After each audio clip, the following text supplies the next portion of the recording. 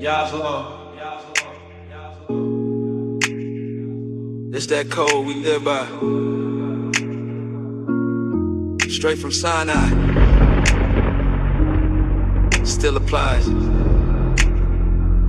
10 laws, 0 flaws. From the mouth of Abba, yeah.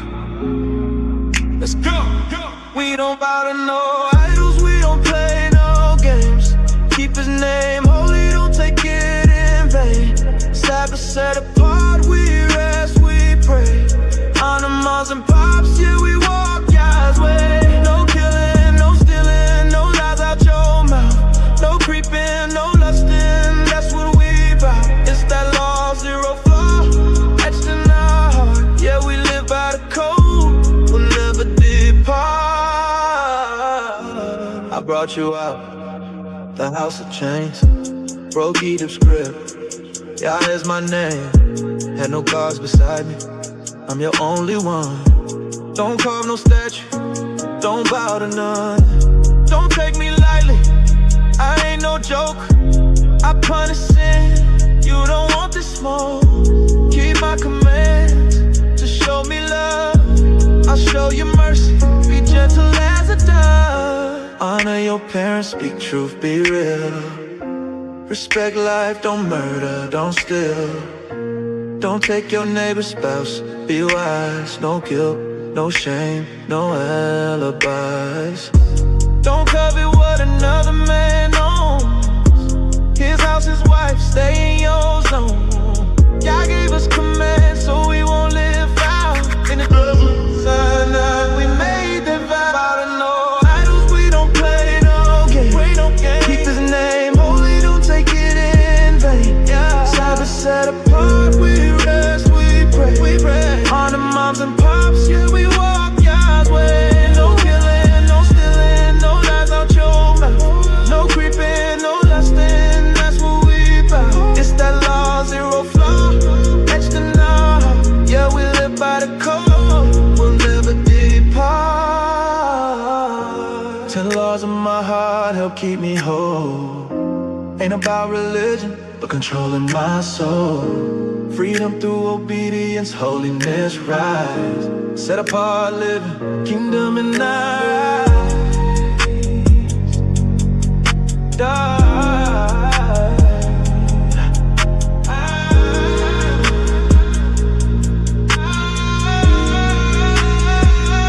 We don't bow to no idols, we don't play no games. Keep his name holy, don't take it in vain.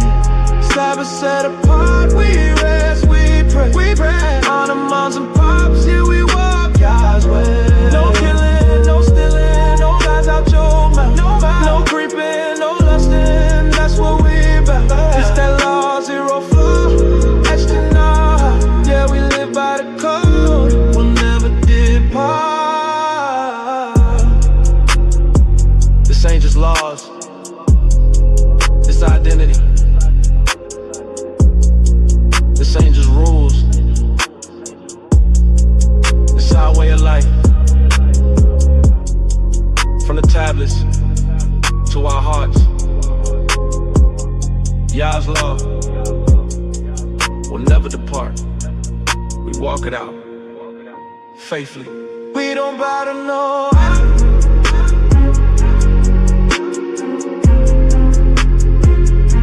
don't bow to none.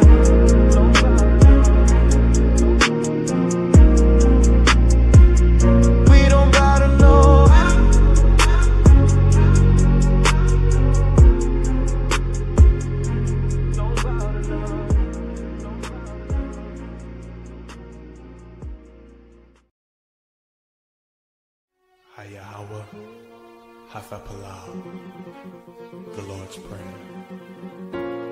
Our Father, which art in heaven, hallowed be thy name.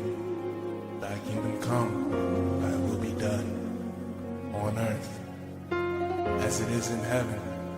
Give us this day our daily bread, and forgive us our debts, as we forgive our debtors.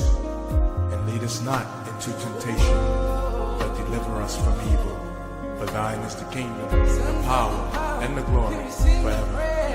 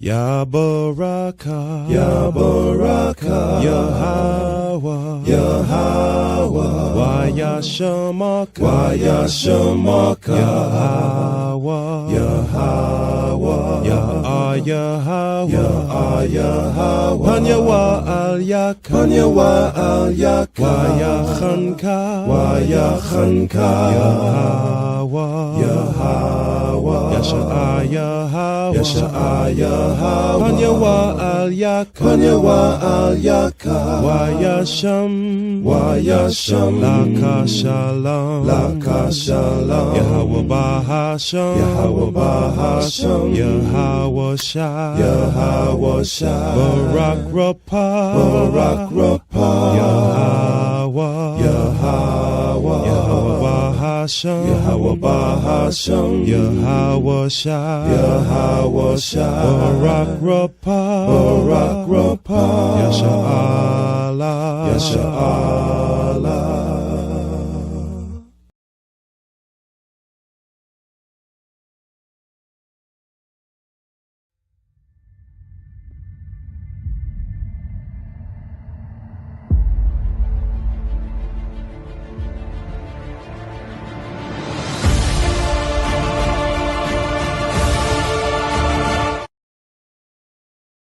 Shalom, and welcome to the channel. We're excited that you're here. Sit back, relax, and enjoy the amazing history lesson. Whether you're new or you're already part of the family, thank you for stopping by. Don't forget to like, subscribe, and turn on notifications so you never miss a video. Let's enjoy this journey together. All right, shalom, shalom. What's going on, everybody? What's going on, everybody? What is going on? Welcome to another Saturday morning class from the Lines of Israel. I'm your host, Priest Daniela. And as always, I'm joined by the Elder Zahab. I want to give all praise, all honor, all glory to the Most High God, Yahweh, the supreme intellect of the universe. And I do so in the name of his only begotten Son of Mashiach, Yahweh Shai, who the world calls Jesus Christ. I want to welcome you, brothers and sisters, on this Saturday morning.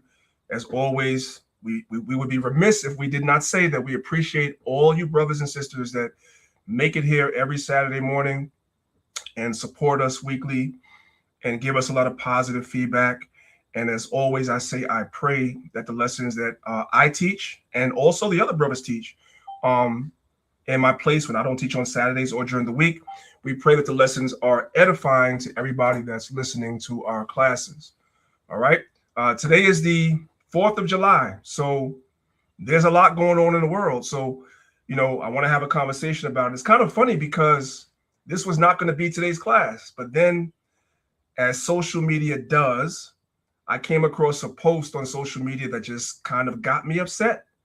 And so I had to blow up the lesson I was going to do to talk about this. All right. So without further ado, before we get started, I'm going to open the floor to Elder Zahab. You can have any type of opening remarks, and then we'll go ahead and we'll get down with today's class. Shalom, shalom. You can hear me, priest? Yeah, man, you talking on a good mic today. I can hear you. All praises. Barakatah Yahweh, Ba'ashama Mashak Yahweh, the water, man. Hey, thank the Most High, brothers and sisters, that you're alive. You woke up on this Shabbat. You know what I'm saying? We know it's an evil day, but it's still the Shabbat, and we give thanks and praise to the Most High. Just like the priest said, the class that I did last night, it was kind of impromptu. I was supposed to do it Thursday, but just like the priest said, it's like sometimes you're scrolling through social media, right, or whatever the case may be, and something will hit you, and the spirit will move you to make you want to do a class, right? So, priest, I understand where you're coming from. Go in the spirit, brother. All praises to the Most High. All praises to the Most High. So, again, today's the so-called 4th of July. It's a holiday that really has nothing to do with our people, but yet our people celebrate these holidays. So I kind of want to talk about it. I want to shout out the people that's listening to me on Clubhouse. First of all, if you're listening on YouTube, make sure you guys hit the like button on the video.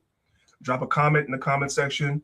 If you are on Clubhouse, today's video PowerPoint lesson is going to have a lot of information. I feel as though you would get more out of it by clicking the link at the top of the Clubhouse room and coming over to YouTube. But if you are not able to do so, that's fine.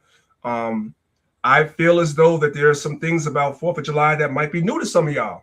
These might be things that you guys have never seen before, never heard before, but you're going to hear about them today. So, again, if you're on Clubhouse, definitely try to come over to YouTube so you guys can see it with your own eyes. I like it when you guys can see what I'm saying, so you guys know that I'm not making anything up.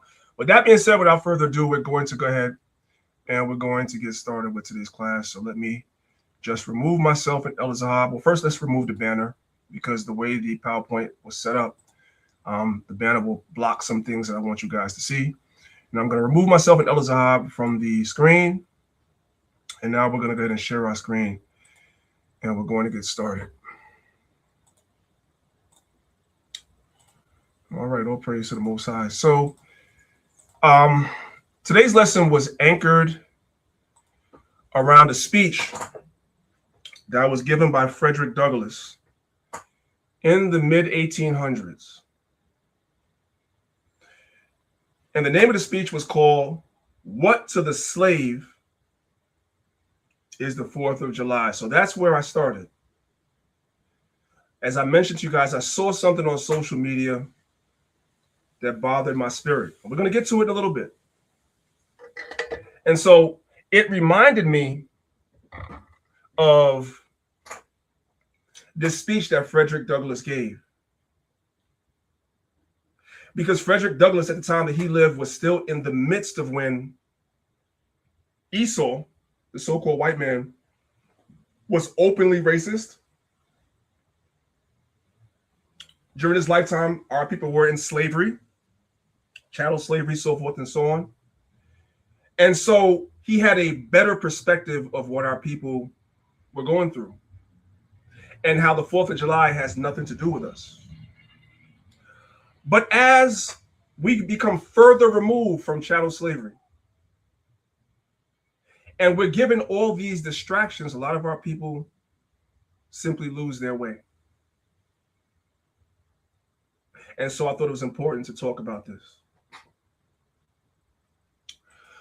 I want to start off with the scriptures, first of all, because we're Bible people.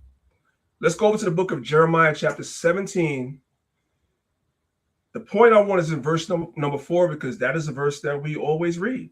So 101 Israelite building block, right? We all know the scripture. But I want to start from verse number 1. This is Jeremiah 17, verse 1. It says, "The sins of Judah is written with a pen of iron and with the point of a diamond." This is metaphoric speech. What is this talking about? An iron pen is like a metal tool used to carve something into hard surfaces, such as stone. So when the ancient Egyptians would carve all their histories, not all the histories, but their Book of the Dead, so forth and so on, into stone, you couldn't use today what we call a modern pen with ink. You had to use a hard instrument to be able to etch certain things into stone. So that means something that's deeply ingrained. So the sins of Judah, and when it says Judah, it's not just talking about the tribe of Judah, it's talking about the kingdom of Judah. That means Benjamin too, and the priests, Levi too. Really all of Israel, but Jeremiah was specifically speaking to Judah, Benjamin, and the priests, which is Levi. Our sin is deeply ingrained. It was so during Jeremiah's time, and it is so today. It is graven, deeply ingrained upon the tables of their heart, meaning in our minds. We as black, so-called blacks, Hispanics, and Native Americans, as Israelites, we are sick in the head. All you got to do is turn on social media. Just go to Instagram, Facebook, YouTube, or TikTok, whichever platform of your choice. We as a people are sick in the head. Sin is engraved in our minds because the Hebrew word for heart is lab, or as the modern Hebrew says leb, which means your mind. And upon the horns of the altars, letting you know it's not just talking about the tribe of Judah itself, but the kingdom, because who was in charge of the temple, the tabernacle, so forth and so on, and the altar? It was Levi. So the sin was replete through all those tribes. Whilst their children remember their altars and their groves by the green trees upon the high hills. O my mountain in the field, I will give thy substance and all thy treasures to the spoil, and thy high places for sin throughout all thy borders. So the Most High was going to allow these other nations to come in and spoil us. Why? Because sin had become deeply ingrained in our people back then. And before we ever set foot in the land, one of the things the Most High told us was not to follow in the footsteps of the old inhabitants of the land that was before us. And that is exactly what we did. And so because of it, and we were giving a warning, the Most High said, you know what? I'm going to allow these other nations to come in, and I'm going to allow them to spoil you. And that's exactly what happened, right? Continuing on, verse number 4. And thou, even thyself. So people attribute this and say this is just talking about Jeremiah. No, verse 1 says Judah. This is not just talking about Jeremiah. It's talking about Judah, the kingdom of Judah, all of Israel.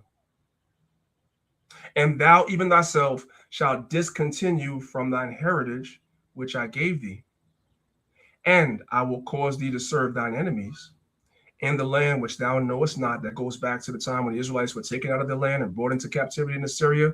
Some Israelites were serving captivity in Babylon, so forth and so on. There's always been a remnant of us that have been serving captivity in other lands, and we wind up being forced to worship their gods.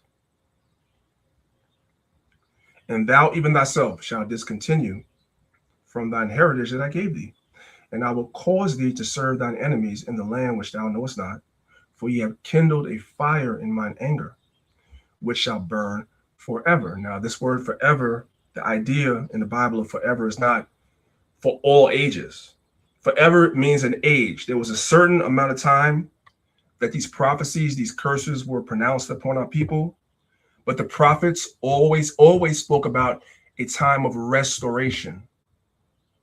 So this forever would mean for an age. The Most High pronounced a judgment where he would allow the nations to come and spoil us for a certain amount of time as a punishment. Just like when you look at our so-called system of criminal justice system, right?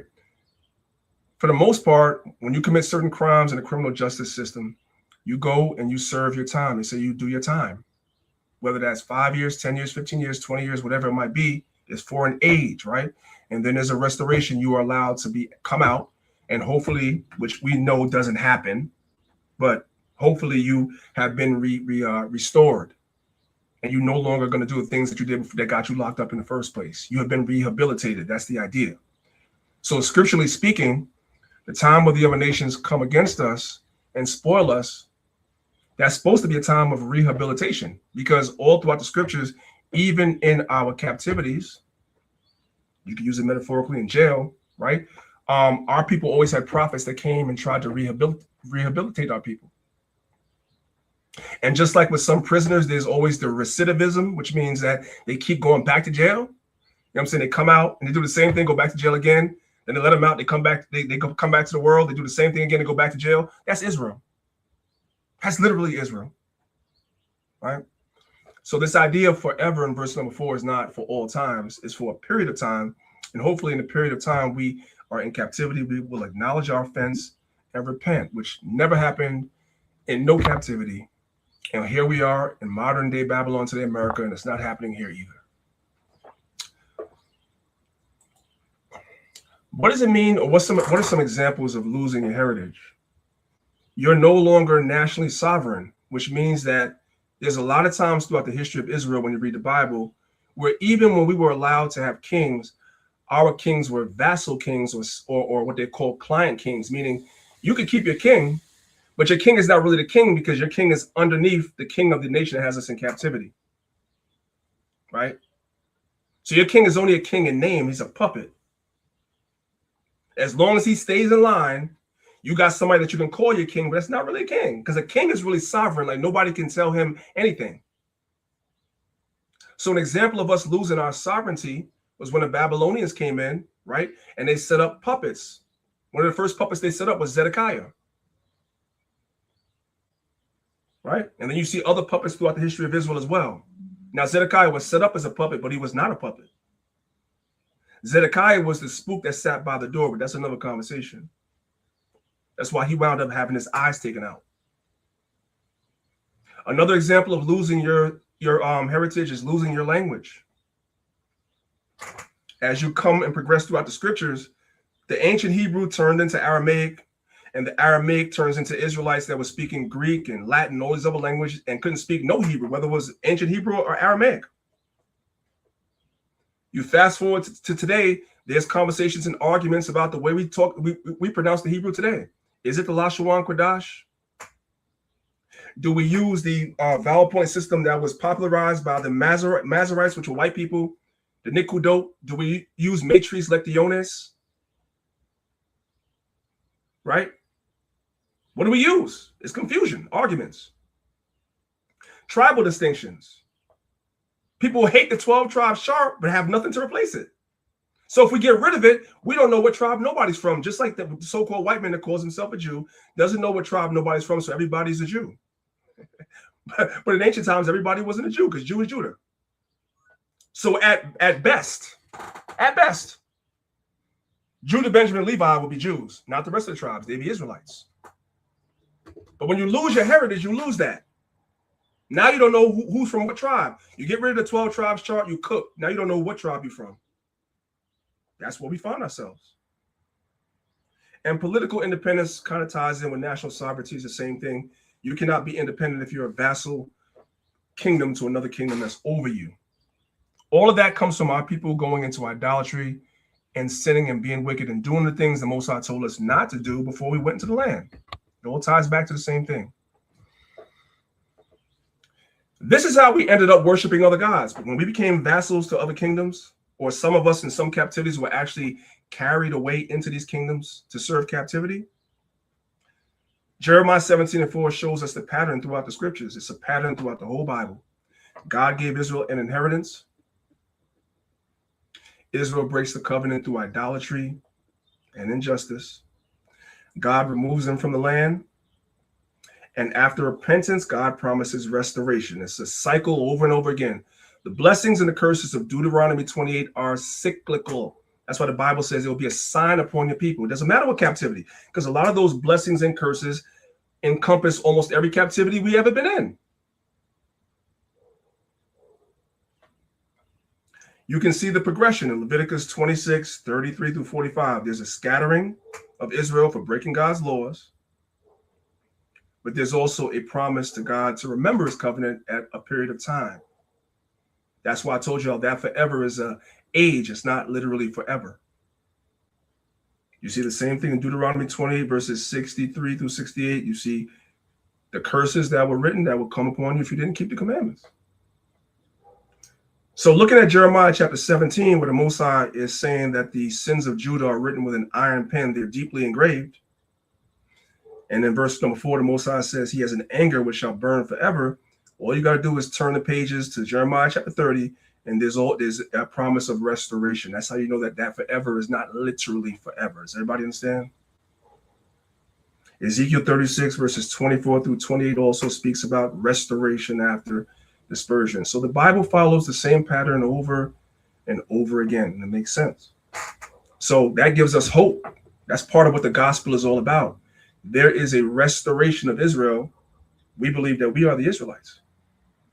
And we find ourselves in the land of our enemies in a state of confusion. not just the Israelites that are not awoken to being Israelites, but if we're being honest, there's a state of confusion amongst the Israelites that are awoken to be Israelites, and it plays out on social media. But there's a hope for us because the Most High always promises a restoration. A restoration is going to happen. And at one point when the Messiah comes, we're all going to see eye to eye and know the truth.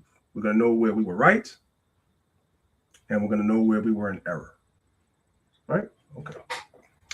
Let's move on. Let's go back to 2 Maccabees chapter 6. This is also a scripture that we read a lot, and this is part of what it looks like when the Most High is angry with you and allows you to be spoiled. Now you got to worship the gods of the other nations. 2 Maccabees chapter 6, starting from verse number 1, it says, "Not long after this, the king sent an old man of Athens to compel the Jews to depart from the laws of their fathers and did not live after the laws of their God." I want you guys to understand this is very important. I'm about to show you, just like during the time of the Seleucid Empire, when the Greeks were ruling over us, what was their go-to? If the Greeks went and came and told us that we should not keep our laws, we wouldn't listen. So what did the Greeks do? The Greeks paid somebody that looks just like you and I. You go and you say this to them, because if I say it, they're not going to listen to me. But if you say it and you look just like them, right, and we put some money behind you, they might listen. Those that don't know history are what bound to repeat it. We're literally living in a time where we're watching the same thing happen to our people right now. Remember, we talking about 4th of July. Y'all like, what? Okay, ain't we supposed to be talking about 4th of July? Yes. But I have to lay the foundation. So we see the so-called white man will bring your own people to try to seduce you to do something that you know better than to be doing. Verse 2. "And to pollute also the temple in Jerusalem, and to call it the temple of Jupiter Olympius, and that in Gerizim of Jupiter, the defenders of strangers, as they did desire that dwelt in the place. The coming in of this mischief was sore and grievous to the people. For the temple was filled with riot and reveling by the Gentiles, who dallied with harlots." They were actually having sexual intercourse like this, like the Gentiles would have. If you understand about the pagan temples that the Gentiles had, part of the pagan worship were actually sex rituals. You had something called temple harlots, right? They'd be in those temples drinking, eating, burning all types of strange incense, making strange sacrifices, and they'd be in there having sex, orgies, and all that. That was all part of their rituals. That's why when you read 1 Corinthians 6 and 9, when it says about the unrighteous shall not inherit the kingdom of heaven, I want you to look at all the things that are mentioned with the unrighteous. All those things were the things that were going on in those pagan temples. Man on man sex, woman on woman sex, orgies, men sleeping with other men's wives, and everything, just passing them around and stuff like that, all of that. Well, the Gentiles bought that and did that in our temple. That's what it's saying. It sounds like a Diddy party. Yeah, that's it. There was a whole Diddy party going on in the temple. But not to cut you, but you know, they do have sex magic in the music industry. So what you're saying is relevant to this day. They do that, and they got humiliation rituals and all type of stuff. So the things that was done back then is still going on now, and they would use us, people who look like us, to introduce certain things. So you're absolutely right, Priest. Go ahead. This is unrelated since you said that.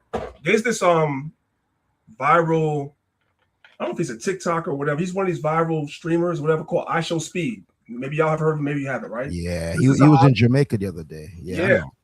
This guy, I forgot where it was, but he went somewhere, and the woman was trying to seduce him through sex magic, but he caught on to it. He realized that. You remember that, Zahab? This is a couple, like maybe a year ago.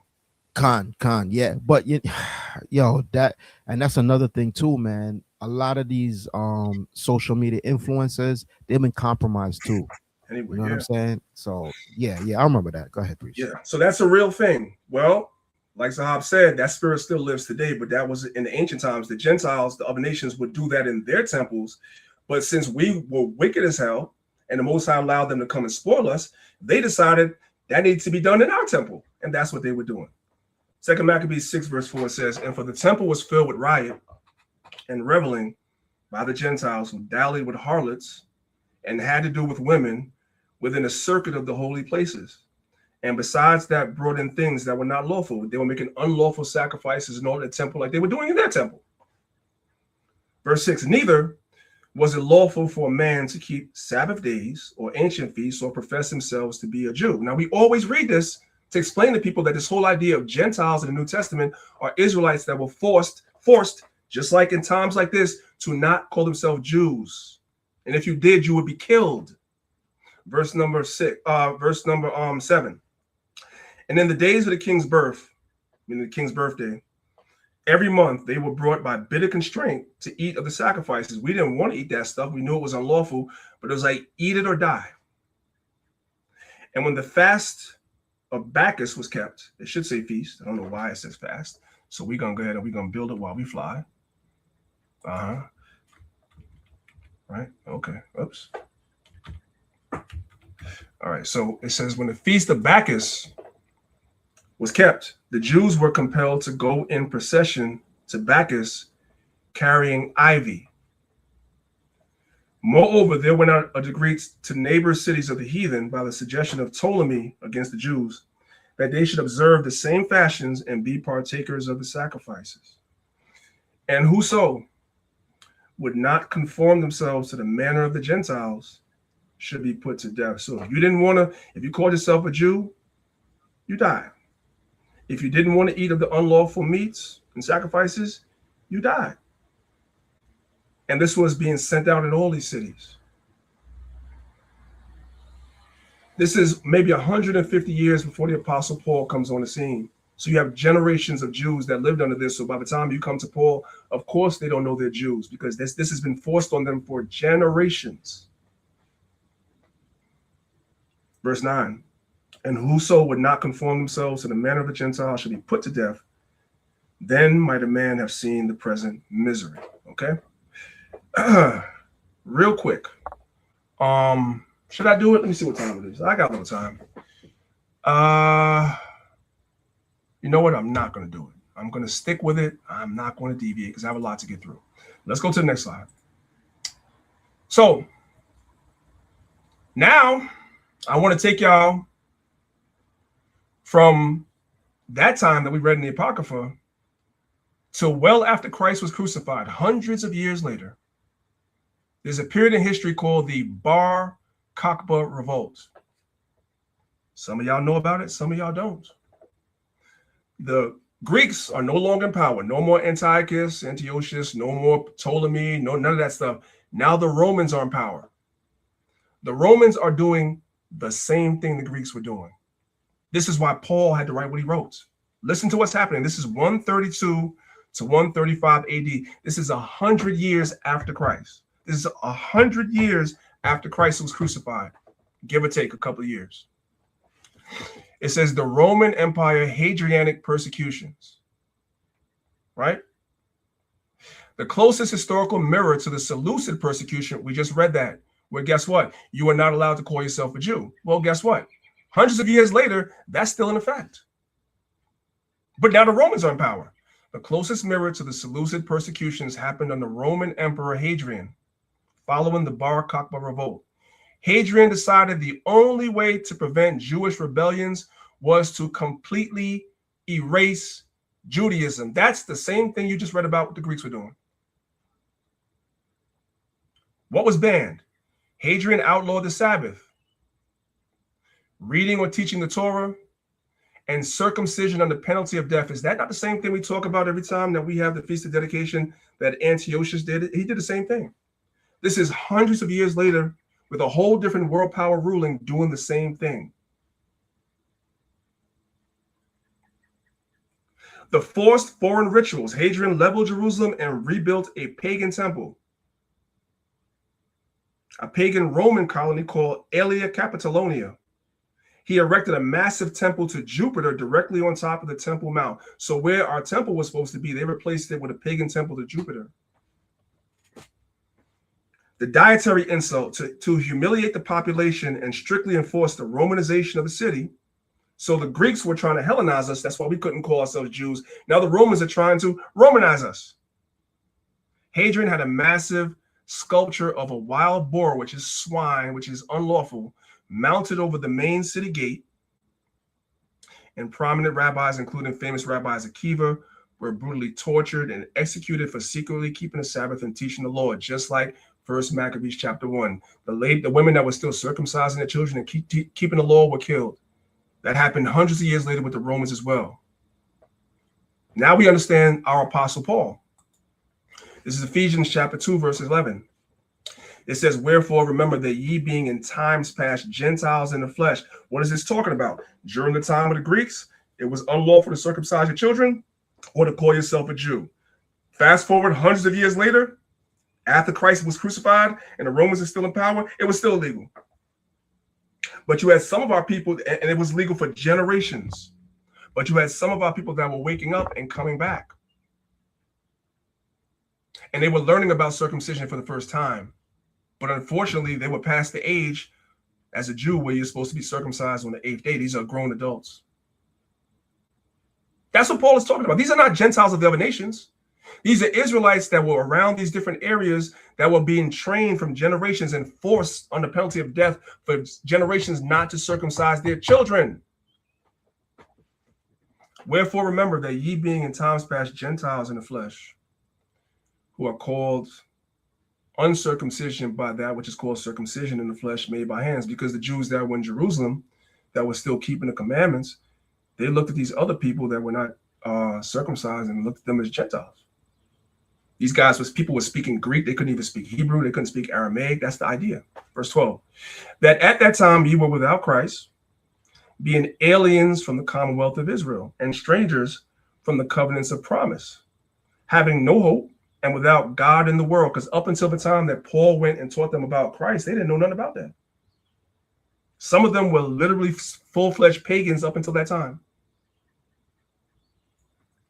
Verse 13, but now in Christ, Hamashiach Yahushua, Jesus, ye who sometimes were afar off are made nigh by the blood of Christ. Now we can look at what Paul wrote in his epistle, and we can set side by side the history of when the Seleucids were ruling, when the Ptolemies were ruling, and what they were, the laws that they were passing about circumcising your children and calling yourself a Jew.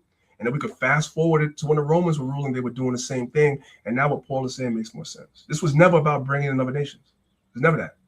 It was never that. Okay. So now let's go down the rabbit hole. Let's go down the rabbit hole, because we are supposed to be talking about 4th of July. So I just went through a whole bunch of stuff. So somebody's asking, are we supposed to be talking about 4th of July? We are. I just had to lay the premise of how our people moved throughout different captivities and what was done to us.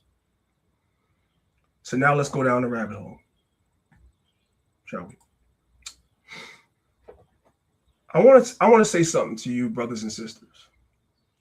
I want you to be very cautious of people, the mainstream. I call them the lame stream. Y'all call them the mainstream. I call them the lame stream. The lame stream media. Be careful of the people that they platform, meaning they put on TV to represent us. So here you have Anton Daniels. You have Officer Tatum. You have the Hodge twins, which are Edomites, even though they present as looking like us. You have Candace Owens. And you have, what the heck is her name again? April Chapman. Her right here. We're going to talk about her. Never heard of her. I know. You're going to hear about her today, though. April Chapman. All right. So who is she? Well, I was scrolling on social media, minding my business, and this popped up on my screen. It's called Why I Choose 4th of July. So let's read what she wrote about on her Unshakable with April Chapman. It says, let me go ahead and make the internet, it says, happy 4th of July, America. It says, let me go ahead and make the internet mad early. I am a Black American woman, and I proudly celebrate Independence Day. She's proud of herself. The 4th of July represents men standing up to tyranny and declaring that their rights did not come from King George's parliament or government, that their rights came from God. This is something I can celebrate. Here comes the part that made me upset. It says, what I will not celebrate is a culture that teaches people to rehearse victimhood. Now, I don't know about y'all, but I watch a lot of news. And I know that the conservative party, the MAGA, these are words that they use. There's certain phrases and there's certain words that racist white people like Charlie Kirk and others, this is the verbiage that they use. And she's espousing it. So I know who she is. That's why I went down the rabbit hole. I know who she is. When we speak about the truths of our people's condition on the 4th of July, she calls it, we're rehearsing victimhood. She wouldn't fix her lips to tell the small hats that, but she says it to our people. Remember what we read in the book of 2 Maccabees chapter 6, right? The Greeks got somebody that looks just like you and I to come and say these things to us. It's happening in real time today with women like her. What I will not celebrate in a culture that teaches people to rehearse victimhood. Wait for someone else to announce their freedom and then call that liberation. No, ma'am, not over here. My freedom is God-given. My citizenship is not something I'm begging to be invited to. I lay claim to it. New episode of Unshakable with April Chapman is now up. So she's saying that we practice or rehearse victimhood. She has all the talkings of the Ben Shapiros of the world, the Nick Fuenteses of the world, the Charlie Kirks of the world, all the racist white people that are openly racist on media. She has their talking point, but she looks like us. Because we're not going to listen to it if it comes from them. We could recognize it when it comes from them, what it is, so they send her. Now you might say to yourself, how do you know that they sent her? I told y'all I went down the rabbit hole. I went looking because I recognized the verbiage. I said to myself, she's getting paid. And I found it. I had to do some detective work, but I found it. This is a gentleman by the name of John Cafaro. He's a businessman. He's also a Trump donor and has been a major donor to Donald Trump and his campaign efforts. John Cafaro owns a trust called Parent Trust. Y'all with me? Okay. Parent Trust has a company that they manage called Ideal Living. Ideal Living was founded by Peter Spiegel and Katie Williams. Ideal Living is an umbrella company, meaning that there's several companies under that umbrella. One of the companies under that umbrella is a company called AquaTrue. AquaTrue is owned by Ideal Living, which is under the trust of a Trump supporter. Well, AquaTrue is the sponsor for Unshakable with April Chapman, meaning these racist white people, if you follow the pattern, are the ones that are supporting her. I went down the rabbit hole to find that because I already knew. I already knew. So when you go back and you look at this right here, all of these people, I've done the rabbit hole on all of them. All of them are being sponsored by racist white people. You have to be careful of the people they put on TV to represent us. She's representing us, saying that we're being victims because we as so-called Blacks, Hispanics, and Native Americans don't want to celebrate the 4th of July because we know what it represents. They paid her to come out there and say that we're being victims. Does everybody see that? So now that we went down the rabbit hole, we could come out. We figured her out. Now let's go to the lecture that was given by Frederick Douglass. This was a lecture given by Frederick Douglass on July the 5th of 1852, and it's called What to the Slave is the 4th of July. See, this is how people that were more approximate to slavery, meaning they were closer to the time when slavery was going on, this is how people thought then. There was a lot more truth being spoken to the fact that we as so-called Blacks, Hispanics, and Native Americans, 4th of July is not for us. But the further away that we get from this time, Esau, just like we saw in the book of 2 Maccabees chapter 6, and we see the same thing today, will find people amongst us that are greedy for filthy lucre and money, and pay them to speak against something that's actually right. The fact that Black people don't want to celebrate the 4th of July is actually right. That has been our mindset for a long time. So they pay people that look just like us to come and tell us that something is wrong with us. So again, this is from the lecture that was given July 5th of 1852 by Frederick Douglass. Now, I don't want to read all of it, so I kind of just condensed it down to the most important part, which is the summary. So we're on the 3rd page of this article, and we're going to start here at the highlighted portion. It says, what to the American slave is your 4th of July? Notice he didn't say our, he said your, talking about Esau. I answer, a day that reveals to him, talking about the slave, more than all other days in the year, the gross injustice and cruelty to which he is a constant victim. So remember, April said that we're rehearsing victimhood. No, we actually were victims, as he's going to explain.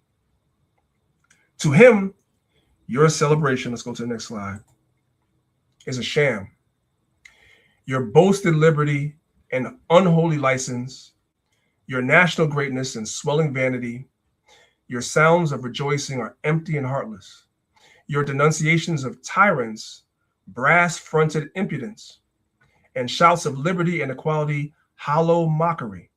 Your prayers and hymns, your sermons and thanksgivings, with all your religious parade and solemnity, are to him mere bombast, fraud, deception, impiety, and hypocrisy, a thin veil to cover up crimes which would disgrace a nation of savages.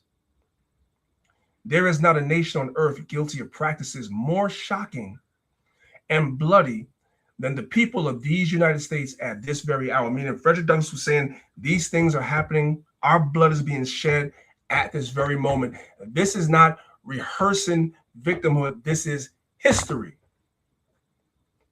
But they got to pay people to make it seem like something's wrong with us for feeling this way. It says, go where you may, search where you will, roam through all the monarchies and despotisms of the old world, travels through South America, search out every abuse, and when you have found the last, lay your facts by the side of everyday practices in this nation.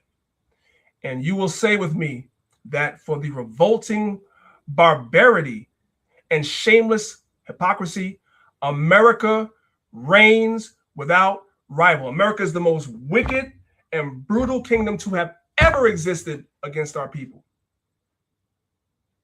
And so the idea is to sanitize that, to gloss over that, and to shame people into not saying it. That's the world we live in right now. Let's move on. Let's go to this book right here called Roll, Jordan, Roll. Jordan is a metaphor for the River Jordan. It says The World That the Slaves Made by Eugene D. Genovese.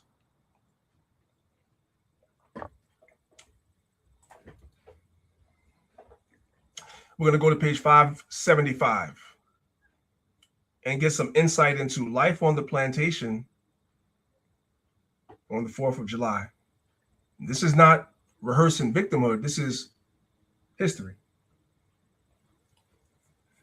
We're going to start at the place where the arrow is pointing. It says 4th of July, or laying by crop jubilee, should be observed on every southern plantation, for apart from their health-promoting tendencies of cheerfulness, this festival may be made a powerful controlling power in the management of Negroes.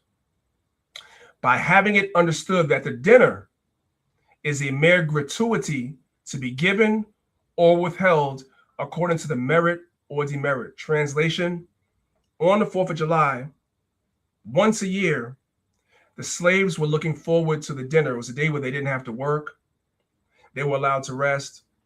They got probably some of the best food that they ate all year. They were allowed to party and dance and sing and all that stuff like that. So they look forward to a day where they got a break from being oppressed. They didn't look forward to the day They look forward to a day of not being oppressed.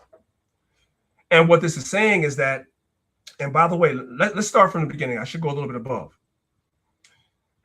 It says the slaveholders tried to use these occasions to impose their own version of paternalism and to tighten control.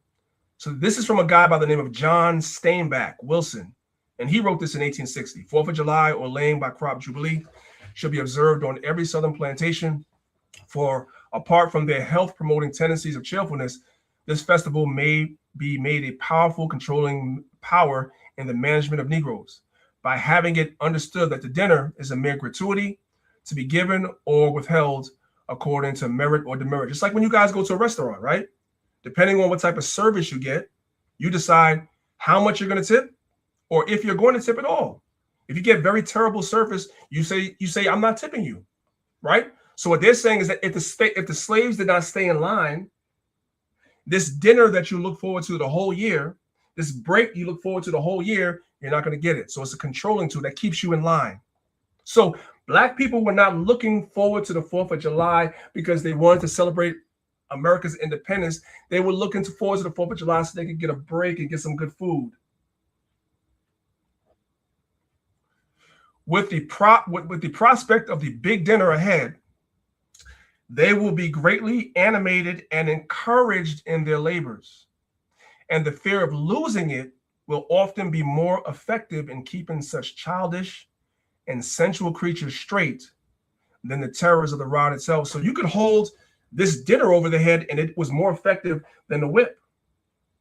That's what this guy is saying. John Steinbeck Wilson. Let's go to the next one. Page 577. It says the 4th of July provided another occasion for a big barbecue and the gathering of slaves from several plantations. So sometimes you would have certain plantation owners that would come together. And so the slaves would be able to come together as well. So if you had a relative or a loved one that was on another plantation, that might be the only time you get to see them for the whole year. So again, I posit, we were not looking forward to 4th of July for America's independence. We were looking forward to 4th of July for everything except that. And that's the same mindset we have today. Most Black people don't give a rat's behind about 4th of July. They're just glad they have a day off. That's it. When the 4th coincided with lay-by, the slaves usually got the day off. When it did not, and they had to work, masters might throw a big party on the nearest weekend. The slaves looked forward to it with special excitement as the biggest day to Blacks and whites. The 4th, however, had unusual characteristics, for it often gave the slaves access to political speeches not suited to their condition. Words and phrases like freedom, independence, revolution, and death to tyrants did not escape their ears. So when they would hear these speeches being given by white people to other white people, that's not normally speeches they would hear, but they would hear it during the 4th of July. So it was different. It was news to them.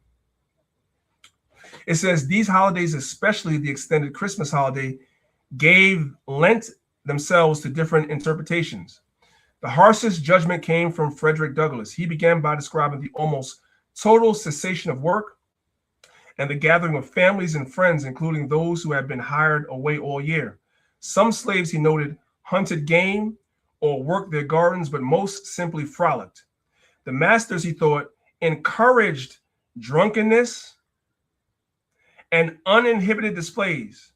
I believe, he wrote, those holidays were among the most effective means in the hands of slaveholders of keeping down the spirit of insurrection amongst the slaves. You just give the people a day, and they're not talking about insurrection or riots or slave revolts. They're not talking about that. The Romans understood this in ancient times. Circus and bread. That's what you give the people. Yeah, but priest, imagine you're being forced to drink and get drunk and have a good time, right? Because if you go up a line before, you said the masters, it says, I'm paraphrasing, like they would force them to have a good time. So if you're a slave, you're like, good Lord, all right, this is the day I don't have to work. I just want to relax with my family. How do you force me to have a good time? How does that work? That's crazy. Because a good time comes from the spirit within. You want to have a blessed, you want to have a good time, meaning that your heart or your mind, you're having a good time. You got mirth and happiness and gladness or whatever. Now, mind you, some slaves, they are happy for that. But the ones who had deep-seated anger, how do you force them to have a good? So you would whip me and tell me I got to get drunk, I got to eat this nasty ass swine or whatever. I got to say happy 4th of July. How does that work? That's crazy. I'm going to tell y'all a story. It's going to be a quick story. I promise it's going to be a quick story. But I've experienced this on a low level. I used to work for a job when I was living in New York that was run by small hats, so-called Jews, right? And on so-called holidays, which, you know, the so-called Jews don't worship the same holidays that everybody else worships. You know, Black people, Latinos, Native Americans, we celebrate the same holidays as so-called white people that are not Jews, right? So even though they didn't celebrate these days, if it was where we had to work on the 4th of July or we had to work on Christmas or whatever it might be, what they would do is they would go out and buy food for everybody that was working, whether it was just go out buy boxes of pizza, wings, Chinese food, whatever it was. You know what I'm saying? On Thanksgiving, they would, there was a restaurant not too far away. They had a Thanksgiving menu. You could order food for the Thanksgiving menu, whatever. You had to work, but they made sure that you ate well on the so-called days, right? And so I used to watch, like when the food would come, you know, all the people that worked there, which was our people, would go and they would partake of the food. And these guys would be looking from their office down on the people just eating the food, with almost like they were looking at a zoo, like we were the zoo animals, and they were like the people that came to the zoo. I'm not being hyperbolic. I'm telling y'all what I know. And a lot of times, it wasn't even me being. First of all, I'm an Israelite, so I don't really want that stuff on that day. But also, those that know, I work out, so I don't eat everything. So when you buying a bunch of pizza and wings and all, I'm not eating that. I always bring food from home. So while everybody was around the table eating and all that stuff like that, I wouldn't eat it. And again, I wasn't trying to be different, but they noticed that thing.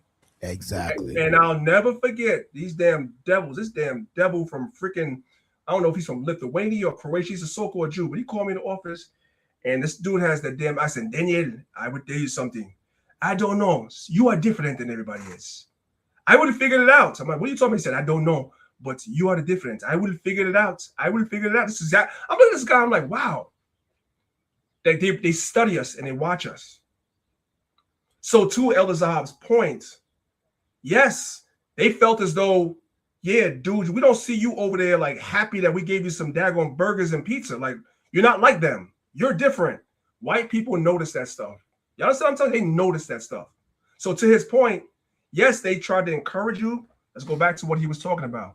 It says the masters, he thought, encouraged drunkenness. They will notice which one of the slaves doesn't get drunk. You are a problem. We got to watch you. And uninhibited displays. I believe, he wrote, those holidays were among the most effective means in the hands of the slaveholders of keeping down the spirit of insurrection amongst the slaves. See, the slave that doesn't drink too much and doesn't get involved in a holiday, he's a problem because he's going to be the leader of the revolt. We got to watch him, or we got to watch her. Got it? Let's keep going. They kept the slaves' minds on such immediate pleasures, just like today, right? Through music and Hollywood and social media, they keep our people's minds on immediate pleasures as eating, drinking, courting, singing, dancing, and playing, which is partying, clubbing, going to bars. But for these, he concluded the rigors of bondage would have become too severe for endurance, and the slave would have been forced to a dangerous desperation. So this is how Esau works. They study us, and they study us today and give us these same things. It's packaged differently, but it's the same thing. So it's the tale of two Americas on the 4th of July in 1852, according to Frederick Douglass. For white America, it was fireworks. For Black America, it was forced labor. For white America, it was liberty speeches that we were not supposed to hear. For us, it was chains and bondage. For white people, it was picnics. For us, it was preparing the food. Because guess, even though the slaves were eating, guess who was cooking the food? We were. It was patriotic songs for them. For us, it was separated families.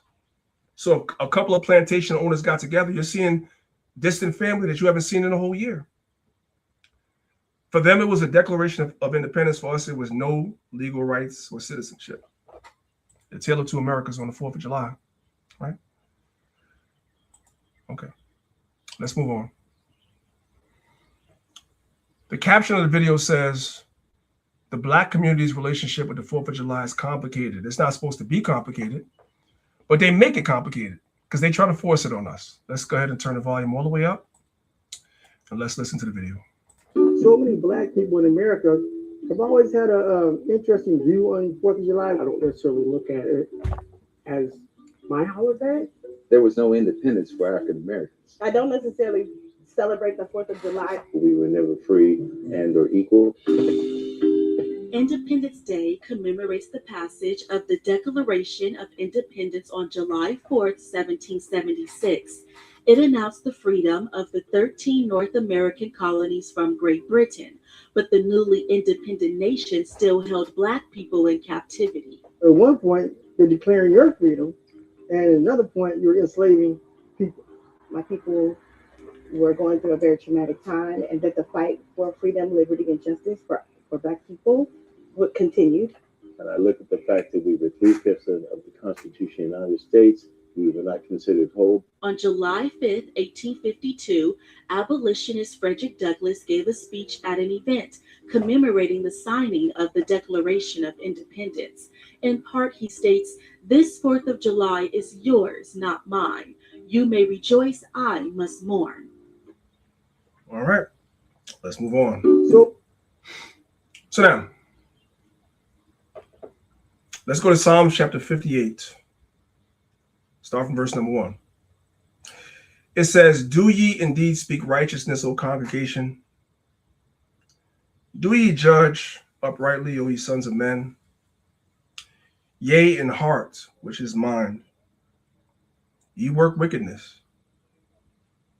Ye weigh the violence of your hands in the earth, because the sons of men and the sons of the wicked, their hands have been violent in the earth, especially towards our people." The wicked, which we know pursuant to the book of Malachi chapter 1, Esau is the top wicked. The wicked are estranged from the womb. They go astray as soon as they be born, speaking lies. Their poison, which is their philosophies, their religion, I'm going to add one, and the way that they tell history, I'm going to add that. All of that is poison. Their philosophy is poison. Their politics is poison. Their religion is poison.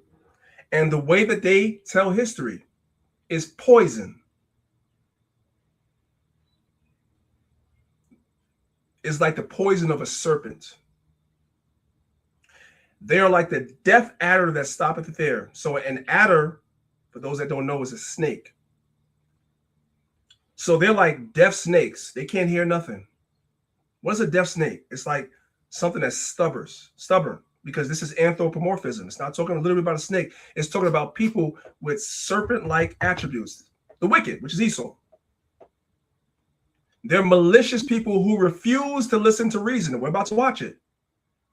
They refuse to listen to reason.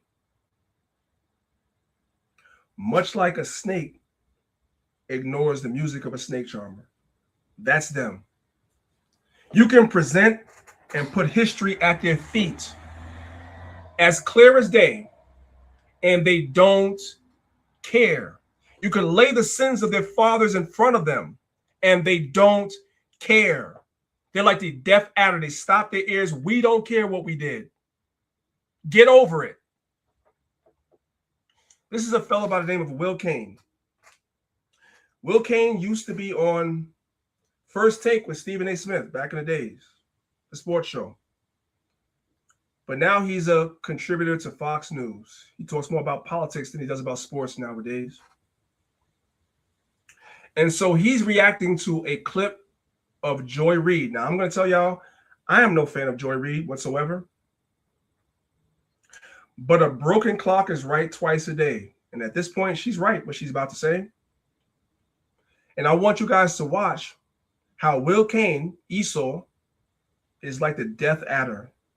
He refuses to listen to reason. What he does is he argues against her without ever showing that what she said was wrong. Because that's what I was waiting for. I was waiting for you to show that what she said was wrong. Anyway, enough commentary. Let's go and let's watch the video. Let me turn it all the way up so you guys can hear it. Listen. Nobody Black I know is really excited about the 4th of July because it is what Frederick Douglass said it is. It is the celebration of slaveholders who freed themselves from having to pay taxes to the crown for their slave empire. Is Joy Reid right about Black America's relationship to the 4th of July? I know we have a big audience of Black Americans watching and listening to Will Cain Country right now. Put 2 Day Stand Tour. Jump into that comment section. I want you to tell me. I want you to tell me. Not how you feel. Yeah, I'm interested in that. I am curious how you feel, whether or not you like to flip. What I'm really curious about is the description or the analysis, the diagnosis of Black America accurate about its relationship to the 4th of July? That's a devil. That's a devil that knows history, but at the same time is baffled that even knowing history, he feels as though Black people should be okay with. Do y'all think like Joy Reid? Y'all think like Frederick Douglass? Like, what is the 4th of July to the Black man? Like, you think like that? There's no amount of killing, there's no amount of bloodshed that would convince a devil like this that you as a person should be upset.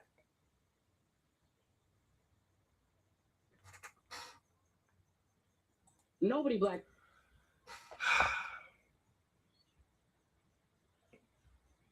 Let's just listen to the video. By now, it wouldn't have been in the past few years, between 40 and 50 churches bombed and burned. You see, and this lead me to say, all of the burning and bombing that was done to us and the houses, nobody never said too much about that, and nothing was done. But let something be burned, by a Black man, and then my God, you see, the flag is drenched with our blood, because you see, so many of our ancestors was killed because we have never accepted slavery. We had to live on it, but we've never wanted it. So we know that this flag is drenched with our blood. So what the young people are saying now. And y'all notice that from Colin Kaepernick all the way up, people that don't want to stand up and put their hand over their heart, Black people, they get canceled. Even though knowing the flag is drenched with our blood, you could, if you're an athlete, lose all your sponsorships. You could be blackballed or blacklisted from the league for simply not bowing down to a flag that was drenched with your blood. You have to be totally blind to your own history. That's the only way. That's how they want it. Give us a chance to be young men, respected as a man. As we know, this country was built on the black backs of Black people across this country. And if we don't have it, you ain't gonna have it either, because we gonna tear it up. That's what they saying. And people ought to understand that. I don't see why they don't understand it. They know what they've done to us. All across this country, they know what they've done to us. This country is desperately sick, and man is on the critical list. I really don't know where we go from here. Well, she's right. They know what they did to us, but the Bible teaches us they are the deaf adder that stop at the ear. They refuse to listen to reason. They don't care what they did to us. They don't care. Brothers and sisters, did y'all know about this? Did y'all know about this? This is May Louise Miller. Did y'all know that her family was in slavery until 1961? Now, somebody's asking, well, how could that be? The Emancipation Proclamation, whatever like that. Yes, that was passed. That was the law. But y'all do realize that there's ways to circumvent laws. There were white people in the South that were still forcing black people to be slaves under the threat of death or being killed up until 1961. They told you slavery ended hundreds of years. No, it didn't. 1961. Let's read it. Let's read it. May Louise Miller. Let's start here. Historian Antoinette Harrell states that Miller's father, Cain Wall, lost his own promised farmland after he signed a contract that he would not read, that he could not read. So you have our people signing contracts they can't read.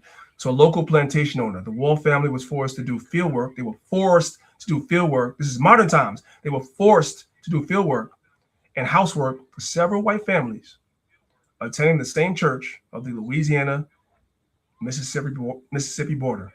The Gordon family, the McDaniel family, the Wall family, the latter of whom may have been related as descendants of the Walls, like owner Drury Williams, who owned 10. Somebody come look at this. This is one of them things I'm telling y'all that maybe y'all didn't know and you're gonna learn today. Somebody come look at this. Let's read it again. The Gordon family, the McDaniel family, the Wall family, the latter of whom may have been related as descendants of the Walls, likely owner Drury William Wall Jr., who owned 10 slaves in St. Helena, Louisiana. In what year is that? 1860. Peon owners used the violent coercion akin to that of slavery to force black people to work off imagined debts with unpaid laborers. Peons could not leave their owner's land without permission, which made it impossible for them to pay their debts. Let's keep reading, right? To get to the point, let's come down here to this highlighted paragraph. May said she didn't run for a long time because what could you run to? We thought everybody was in the same predicament.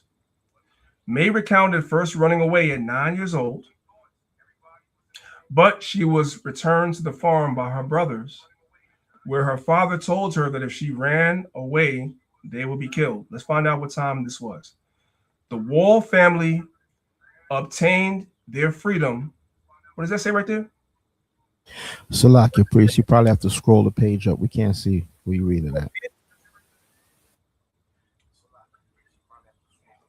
Okay, I'll do this because it should be on the screen. So I'll do this. I'll do you one better. Yeah, we see it now. Wait. Okay, now you confuse me. Okay. Can y'all see it? It's at the bottom. Right there. Highlight it. It's already highlighted. So this is what I'm gonna do. I don't know what you're seeing. Are you guys able to see it? If you guys are able to see it, put one in the chat. Because now I want to make sure you guys see this. So I'm willing to stop it and go. I took a screenshot. I'm willing to stop it and go to Wikipedia and show you guys. If you guys can see it, put one in the chat. If you're able to see it, I want to make sure this is important. Hey, while you're checking the comments, after you finish making your point, I want you to scroll back to the first or second slide with the coons, the parade of coons, and that chick April, I think that's her name. She made a statement. She said that something to the effect that we don't wait to be given independence or something like that. Go back. Yeah, you know exactly what I'm talking about. I'll go back to that 1 second. So Slaki, go ahead. Yeah, people are putting ones in chat so they can see it. So at the bottom, you guys see that the Wall family obtained their freedom in 1961. You have black people in slavery in the South until 1961. Do you guys see that? That's not long. How many years ago? That's not long ago. All right, before I go further, let me go back because Zab wants me to show something. Yes, stick a pin in what you just said. That family did not get freed until 1961. Go back to that April chick. I think 10. There you go. Go to our comments. Right? It said victimhood right here. Yes, sir. Yes, sir. What I will not celebrate is a culture that teaches people to rehearse victimhood. Wait wait for someone else to announce their freedom. What the hell are you talking about? What do you mean wait for somebody to announce freedom?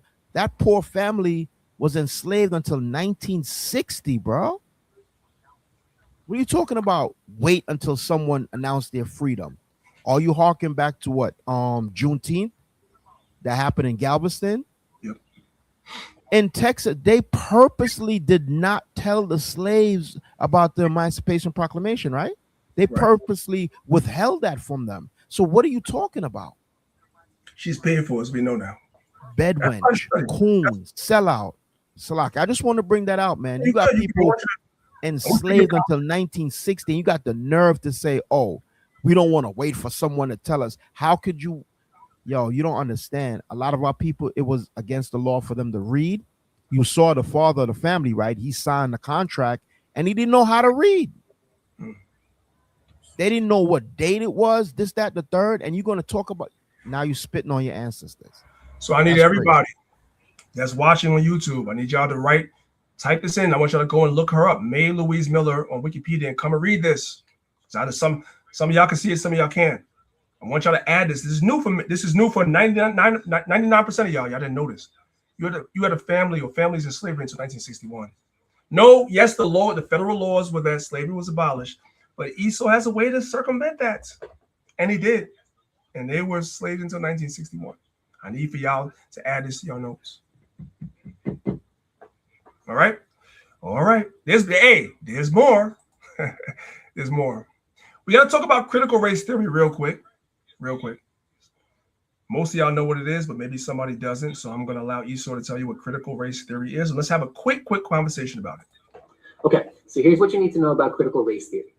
In recent months, many Republican-led states have started to pass laws banning critical race theory from public education curriculum. They argue that critical race theory wants to indoctrinate our youth with a feeling of hatred towards America. They're worried about us losing patriotism. But that's not what critical race theory is actually about. Critical race theory is a framework that was established by legal scholars in the 1970s, which argues that white supremacy maintains power in society through the law and other legal systems. It argues that our racism does not stem from individual acts, but rather that individual racist acts are a product of routine practices and institutions within society.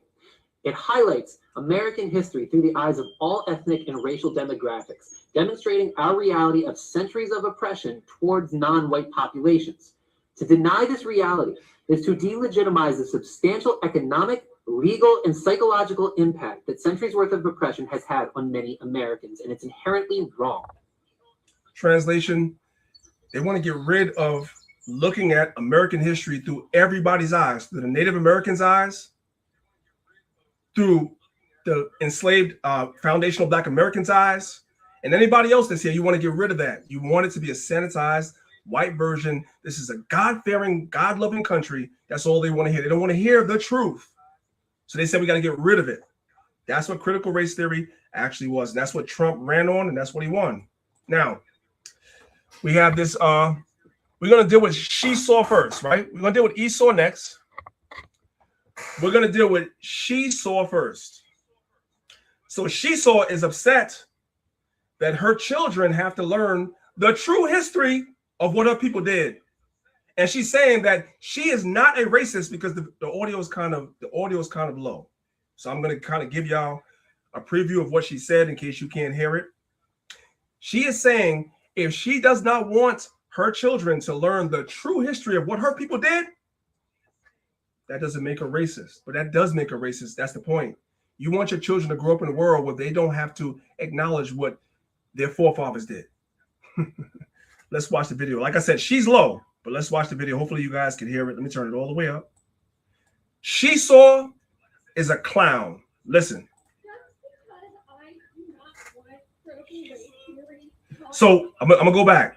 The captions are going across the screen because I know the audio is low. I couldn't find the original. So just read the captions. She's telling you exactly who she is. Listen.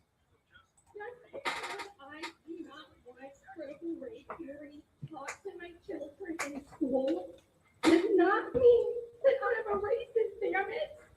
Yes, it does make you a racist. What are you afraid of? And first of all, only racist white people get uncomfortable when race is brought up. If you're not racist, What are you so afraid of? Your children learning Black history, and race theory. What are you afraid of? If you're not racist, you wouldn't care. You wouldn't let it bother you. Only racist white people get uncomfortable when us Black people talk about race, or they're being taught on race in history. These are the same people that'll tell Black people get over slavery, get over the past. Oh, I have nothing to do with what happened in the past. But gets defensive when race is brought up. But get defensive when we talk about, the oppression instead of racism in Black history. If you're not racist, why get so defensive? Like, well, if you're not racist, it shouldn't bother you. But they are. That's why it bothers them, because they can't deal with it and they can't answer it. Esau is a clown as well. I want y'all to watch. Listen. Outside of going to the circus, this is some of the best clown behavior I've ever seen. This devil could not, he didn't know what to say. Y'all watch this. This is clown behavior 101. My goodness. Watch this. Let me turn the volume all the way up. And yes, I'm going to stop it and give y'all commentary because this is crazy.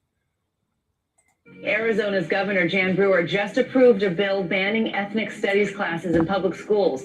And now that they I want y'all to I want to tell y'all. So Arizona Governor Jan Brewer passed a bill to stop ethnic studies in schools. So I'm gonna give y'all a preview so that way, as you guys are watching it, it kind of resonates with y'all. The so-called Mexicans, which are the Aztecs, right? In the Arizona school system, because they're highly represented in Arizona, they teach history, and they teach the history of how the white man and what the white man did to Mexico, the Aztecs. So they teach that and hold the white man accountable. So the white people said, we got to get the same way they get rid of the black history, we got to get rid of the Aztec history too, because y'all are holding us accountable. But in Arizona, they tried to play us against each other. They got rid of the Mexican history, the Aztec history. They got rid of that because it was holding them accountable, but they kept Black studies. But I want y'all to pay attention. The Black studies program that they kept got rid of slavery. So there's nothing for the white man to be held accountable for. We're going to keep Black studies, but it's not going to talk about slavery. Oh my goodness. Y'all watch this, man. I had to give y'all a preview so you understand what you're watching. This is crazy. Arizona's Governor Jan Brewer just approved a bill banning ethnic studies classes in public schools. And now that they've eradicated Mexican American studies from the schools, they can focus on other ethnicities. Honestly, this law won't be applied to any other of our courses. It was strictly written for one course, which is the Mexican American Studies program. What about the African American Studies program? The African American Studies program is still there. It's not teaching the resentment of a race or class of people. I'm a Black kid. Try to teach me about slavery without me feeling resentment towards white people. How am I going to teach you about slavery? Slavery was I gotta figure out that. Okay. The white man. Is that crazy or what? I'm waiting for him to say a choice. That's what I'm waiting for him to say, bro. That is crazy. Are y'all catching what we putting down? The Aztec history was teaching strip the white man's the devil, right?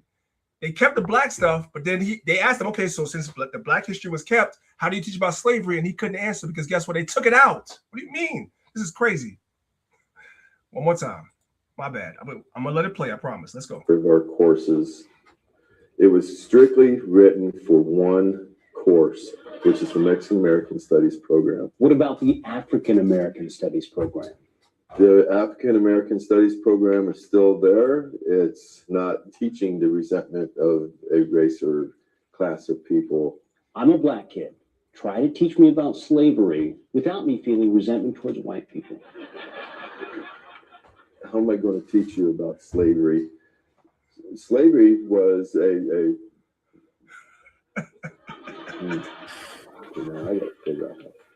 Okay, the white man did bring over the African.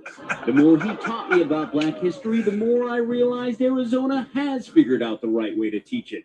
We now have a Black man as a president. Rosa Clark did not take out a gun and go onto a bus and hold up everybody. Sadly, the peaceful lessons of Rosa Clark are lost on the radical reactionaries teaching Mexican American studies. Hey Zab, I never Right. claim to know everything. Listen, I know something, I know everything. Could you please educate me? Who is Rosa Clark?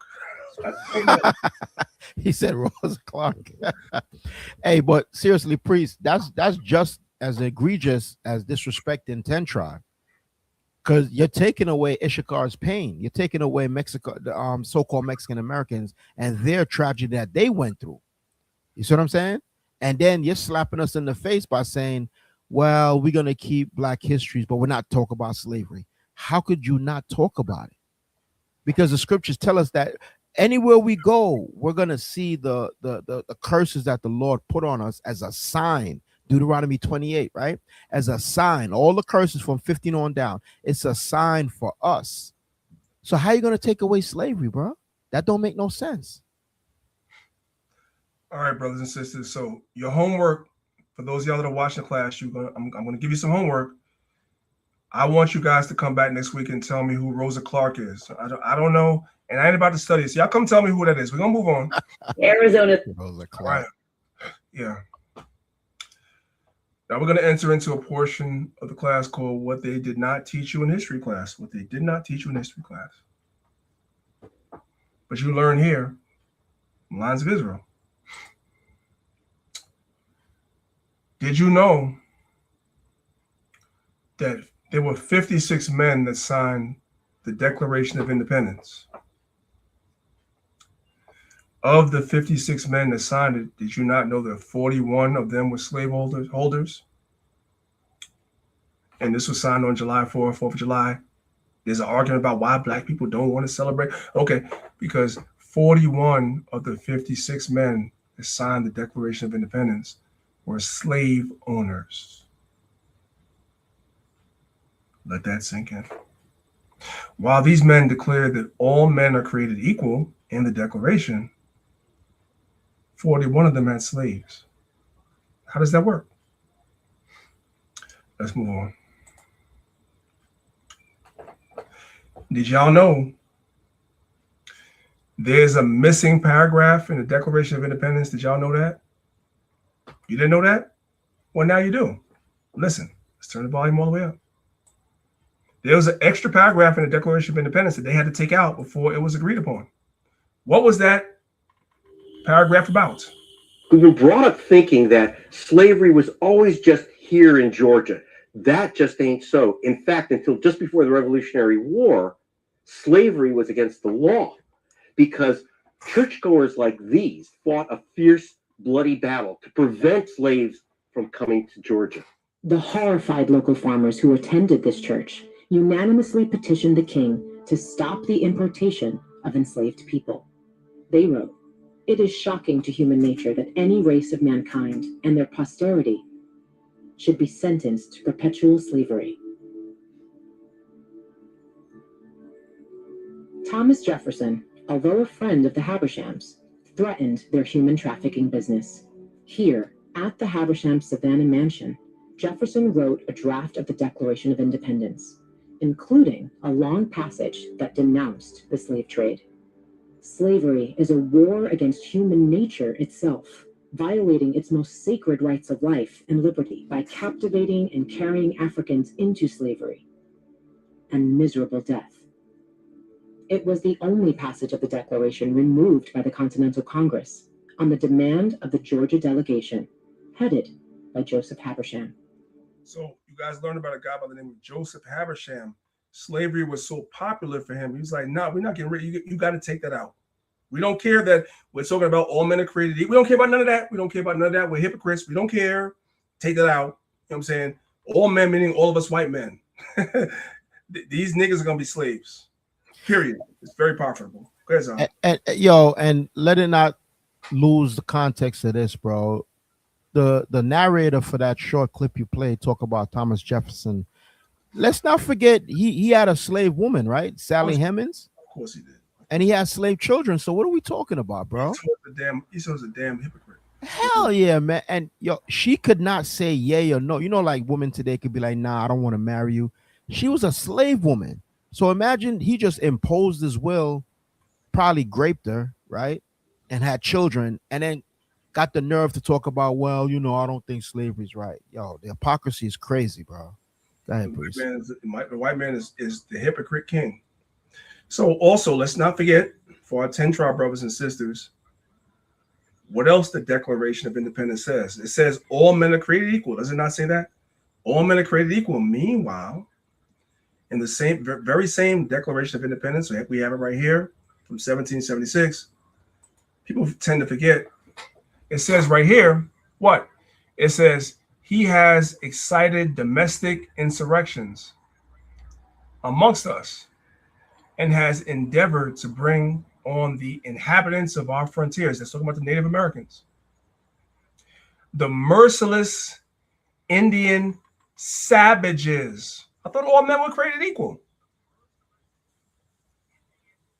We're celebrating the 4th of July, the ratification of the Declaration of Independence, but within this document, it calls our brothers, the Native Americans, savages. That's what it says. He has excited domestic insurrections amongst us and has endeavored to bring on the inhabitants of our frontiers, the merciless Indian savages, whose known rule of warfare is an undistinguished destruction of all ages, sexes, and conditions. Yeah, because you came here and you're killing woman, man, and child, so they kill woman, man, and child like you're doing. I don't see the problem. I don't see it. Anyway, I want you guys to watch this video real quick. Here's Will Kane again, the same guy that was trying to ask, why don't black people want to celebrate the 4th of July? Well, the Native Americans don't want to celebrate it either. I want you guys to listen to, don't so much look at the people in the video, but listen to the idea. They have the same gripe with the 4th of July that we have. That's the point. Listen to the video. As Native American people, we haven't been here for 250 years. We was here 200 million years before. Not our independence, not my independence. I don't celebrate it. A lot of holidays in America we don't celebrate. That holiday has really nothing to do with our culture. We didn't cook out.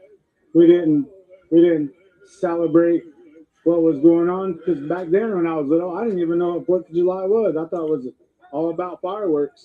What the government has done to our people, so much can be talked about. They don't want to let people know the true history of America and how it was actually built. And it was built on almost the backs of our people, African American people, and they want to erase that. I actually homeschool my kids because of things like this, because I think what they're teaching in history is inaccurate. From the Pearson Square, Jimmy Alexander, WTOP News. So the white folks want to force us into celebrating. That goes back to what we were talking about earlier with the Antiochians, the Seleucids, the Ptolemies, and the Romans. So let's move on. Guys, are you aware of the 4th of July lynchings? Did y'all know about that? There are famous lynchings on the 4th of July, right? While Sister April is trying to get us to celebrate the 4th of July, there are famous 4th of July lynchings. You have the Hamburg Massacre, July 4th, 1876. You have the lynching of Sidney Randolph, that's July 4th, 1896. And you have the East St. Louis Massacre. That was from July 1st through July 3rd, leading up to the 4th of July, 1917. Did y'all know that? There are lynchings of our people on these days. But we're supposed to celebrate it. Somebody make it make some sense to me. Somebody help me understand.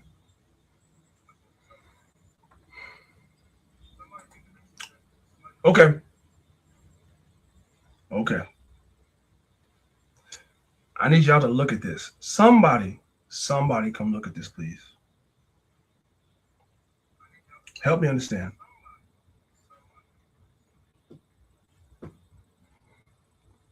So this is from a website that has microfilm of newspaper articles that go back to the 1800s. So what you guys are looking at right now is from something called Freedom's Journal in New York. New York is supposed to be liberal. Is it not? It's supposed to be liberal. This is from June 22nd, 1827. And the Wisconsin Historical Society kept records of this newspaper writing. So you have a website called newspapers.com and other websites as well that have microfilm of newspapers that go back hundreds of years. So white folks can't hide from this stuff. Are we rehearsing victimhood like the sister said? Or are we just looking at the information and asking questions about it? So Will Kane, the white boy that was on First Take with Stephen A. Smith, and now he's a Fox commentator, was confused about Black people not wanting to celebrate the 4th of July. Well, maybe somebody needs to show him this microfilm from newspapers. From Freedom's Journal on June 22nd, 1827. Somebody show this guy this. Look at the caption at the top. White people kept the 4th of July celebration and told Black people, you can't keep it with us. We don't want you here. We don't want you here. Keep it July 5th. Somebody come look at this, right? It says, for the information of our friends, we feel it our duty to state that there will be 2, I don't know what that is, celebrations, whatever, in the city in honor of abolition of slavery in the state. One party will celebrate on the 4th of July, that's the white people, without any public procession, and the other, that's the Black people, on the 5th. Translation, brothers and sisters, the white folks did not want you to celebrate the 4th of July with them. You can't celebrate, you have to have your own day. Do it the day after. We don't want you here with us. I'm showing y'all what's out there. This is why they had to get rid of critical race theory. You can't teach this. We're not teaching from emotions. We're not teaching from anger. No, we teaching from sources. We're putting your history in your face. You don't want that. That's why the white girl said, I don't want my children to learn critical race theory. We know. Because we don't have to be emotional about it. We just got to give you the sources, because the sources show you're the devil.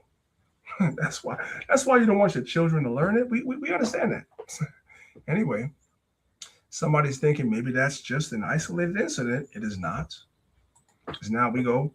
New York is supposed to be one of the most liberal states. We have another New York City, the Plattsburgh Republican. That's Plattsburgh, New York. May 5th, 1827. We got the same problem, man. Okay, I gotta okay, there it is. They got some goddamn nerve, man. Talking that crap in New York, man. Hey, real quick, man. Shout out to my brothers and sisters from the tribe of Gad and Reuben and Issachar, Zebulon, Naphtali, so on and so forth, but specifically Issachar, Reuben, and Gad, because y'all had to endure. Real quick, priest.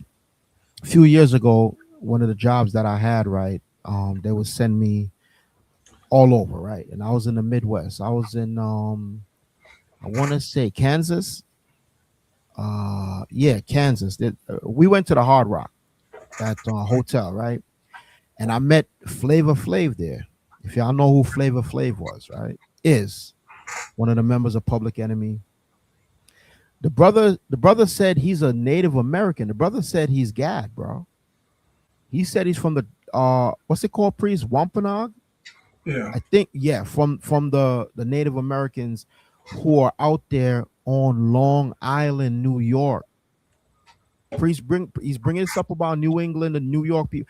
Yo, you got Native Americans. I want to say either Shinnecock or Wampanoag, right? All that. Right. There's tribes of and they look just like us. Yeah. And the dude Flavor Flav said, "Yo, I am Native. I met him at the Hard Rock Cafe, bro," and he said that. You see what I'm saying? Yeah. So for these crackers to talk smack and talk about, oh, we don't want y'all celebrating, it's just the audacity for me. And today should be a day of mourning, man, for all my Native American, my Gadites and Reubenites and Issacharites. Go ahead, priest. So y'all saw that you have Freedom's Journal from New York for June 22nd, 1827. The next one is New York. And I'm showing y'all New York because the newspapers from the other states, it's expected for them to be racist, but not New York. Now we have Plattsburgh Republican also in New York, May 5th, 1827.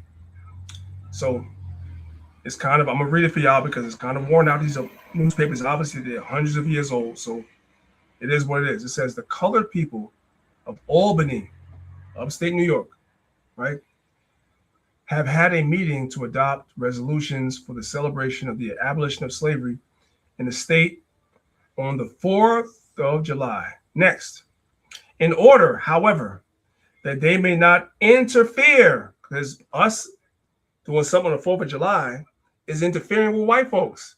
Do y'all not see that?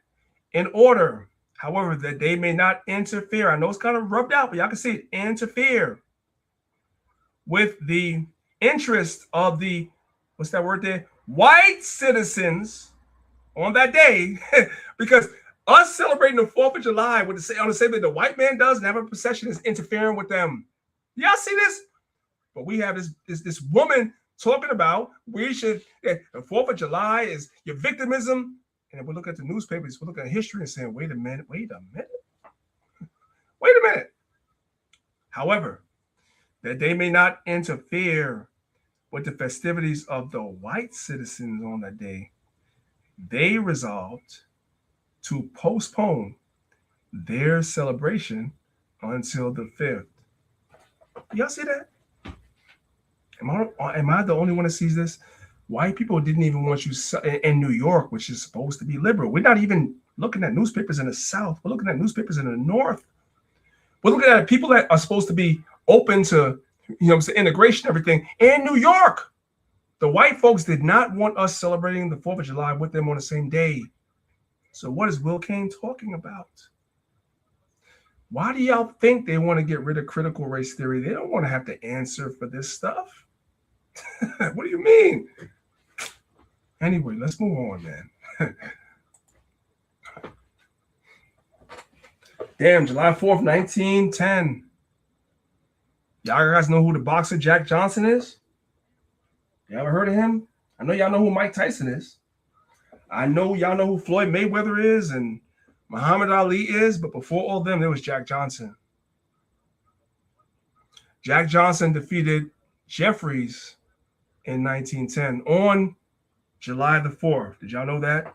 Maybe not. It's okay. You learned it today. In 1910, Jack Johnson defeats James Jeffries on July 4th. Independence. We're all supposed to be Americans, right? 4th of July, independence. All men are created equal, right? Well, in 1910, there was a boxing match on July 4th. And African-American, foundational American Jack Johnson, the heavyweight champion, successfully defended his title by knocking out James Jeffries, the Edomite. James Jeffries, who had come out of retirement to win back the title for the white race. This is 4th of July. Yeah, I wonder if Jack Johnson had security back then. Because after he knocked that cracker out, I wonder how it went after that. We're about to find out. Terrorist attacks were made on foundational Black Americans, African Americans, referred to in the media and textbooks as race riots throughout the country that evening on July 5th. After James Jeffries lost on July 4th, remember, you don't have the internet now, so it took a day for the word to circulate. But within 24 hours, there were race riots all around America because Jack Johnson knocked this devil out and said he was about to win the title back for the white race. This is your July 4th. He chose July 4th to say, I'm going to win the title back for the white race, but somehow I'm supposed to celebrate this thing. Why? And the devil got knocked out. Now, we're going to watch this video. Jack Johnson, well, I'll watch the video. I'll give y'all some commentary. Yeah.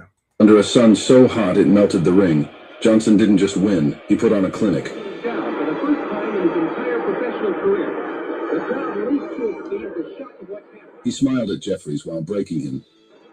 Right, and he hit with a snaky left hook, which sends him on the ring. Second, with the help of a fan, lifting to his feet.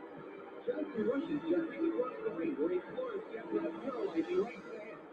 When Jeffries went down, America exploded.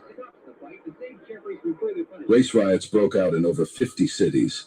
The government realized they couldn't beat him in the ring, so they went after his life.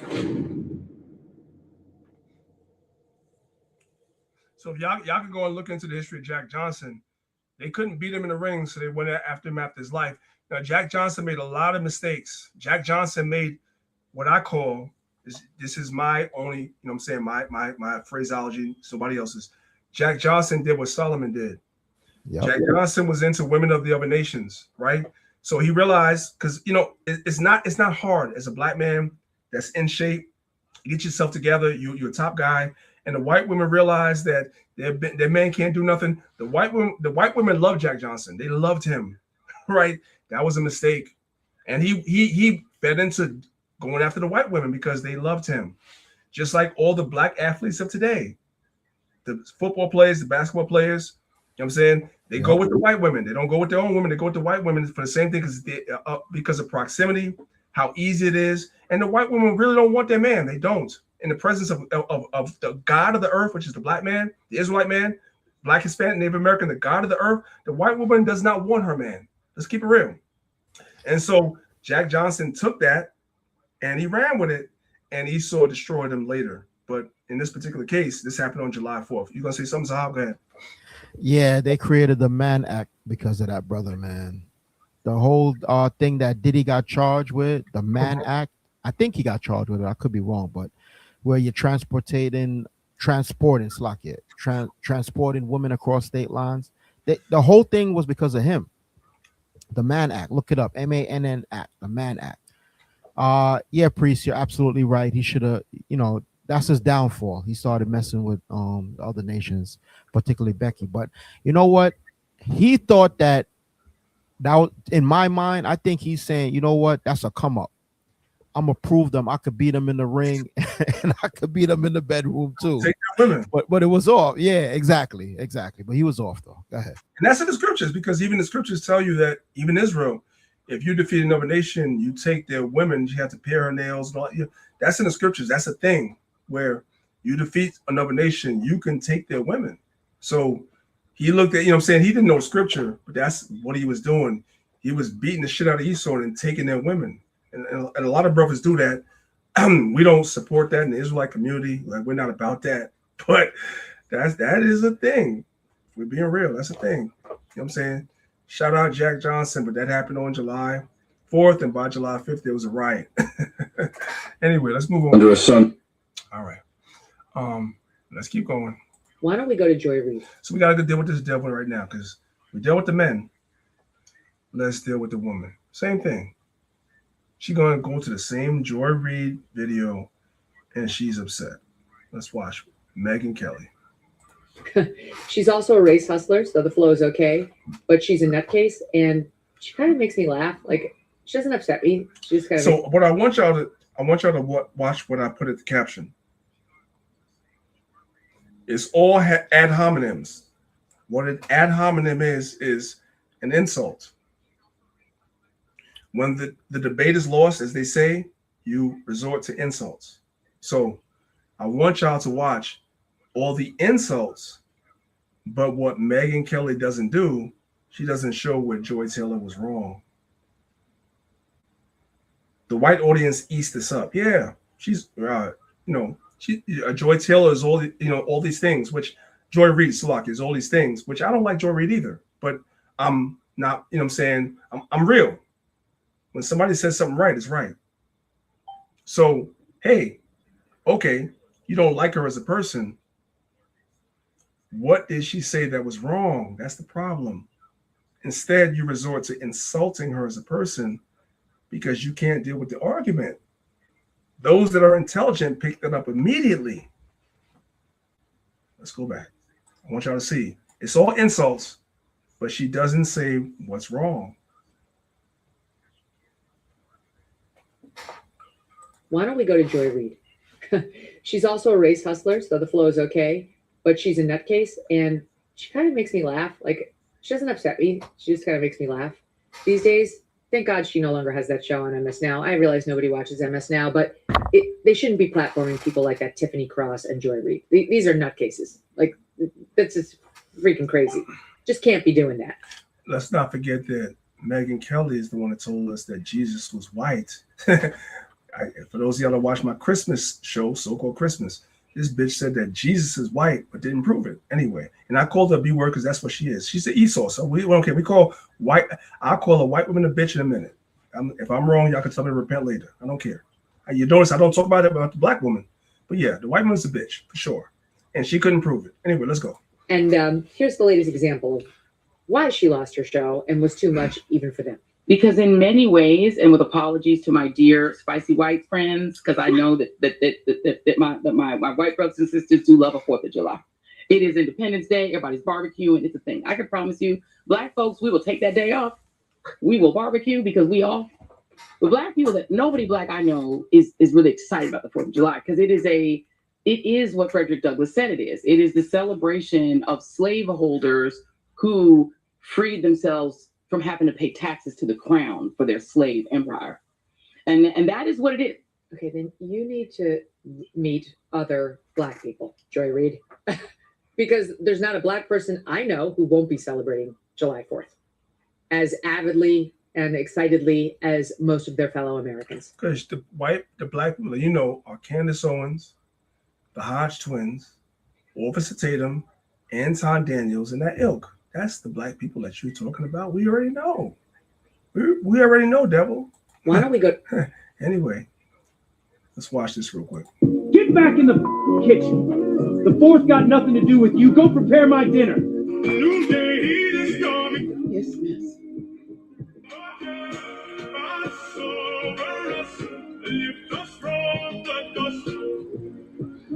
Master, come back to me. Don't leave me, please. Please. I don't know who Levi Art is. He might be part of another camp, but I just added that in because I liked it. Anyway, let's move on. Sadly, we have to deal with this, right? With our people that love the 4th of July, that's listening to the coons of our people that want to celebrate the 4th of July. This is how black people celebrate the 4th of July. This is how we do it. Let's hey. He was so full of joy. The family of 19-year-old Maurice Kwan says this video before prom back in May is. We kill each other on the 4th of July. That's the point. The ones of y'all that want to keep it, what do we do as niggas? We kill each other on the 4th of July. Happy, love to dance. Maurice was the life of the party. Maurice was everybody's friend. The family says that's exactly what he was doing on the 4th of July. At a pop-up party he helped organize near 60th Street and King Sessing Avenue. Several of his cousins said. I ain't got to play the whole video. We kill each other on the 4th of July. The other people don't, but we do. Let's go to the next one. Right? Hey, the white folks want to thank y'all. They say, great job, fellas. Thank you for your help. We couldn't do it without you. Hey, you're one of a kind. You stepped up big time. We appreciate you. What do they appreciate about us? Let's watch the video. This is coward stuff.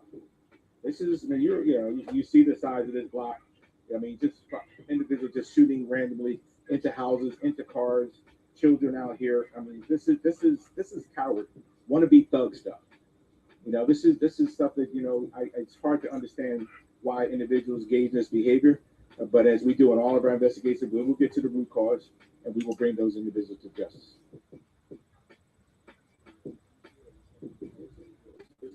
I don't know how many. I know reporting on as a event they had the night before, there was a large crowd out here. I'm not getting that crowd. Many of the folks are up on the porches. The reports around 40 individuals made it out here, but those numbers are conservative, particularly when you're on a block of this size. People go in. So look at the caption. It says 3 dead, 10 others shot and injured at 4th of July block party in Philadelphia. This is how we celebrate.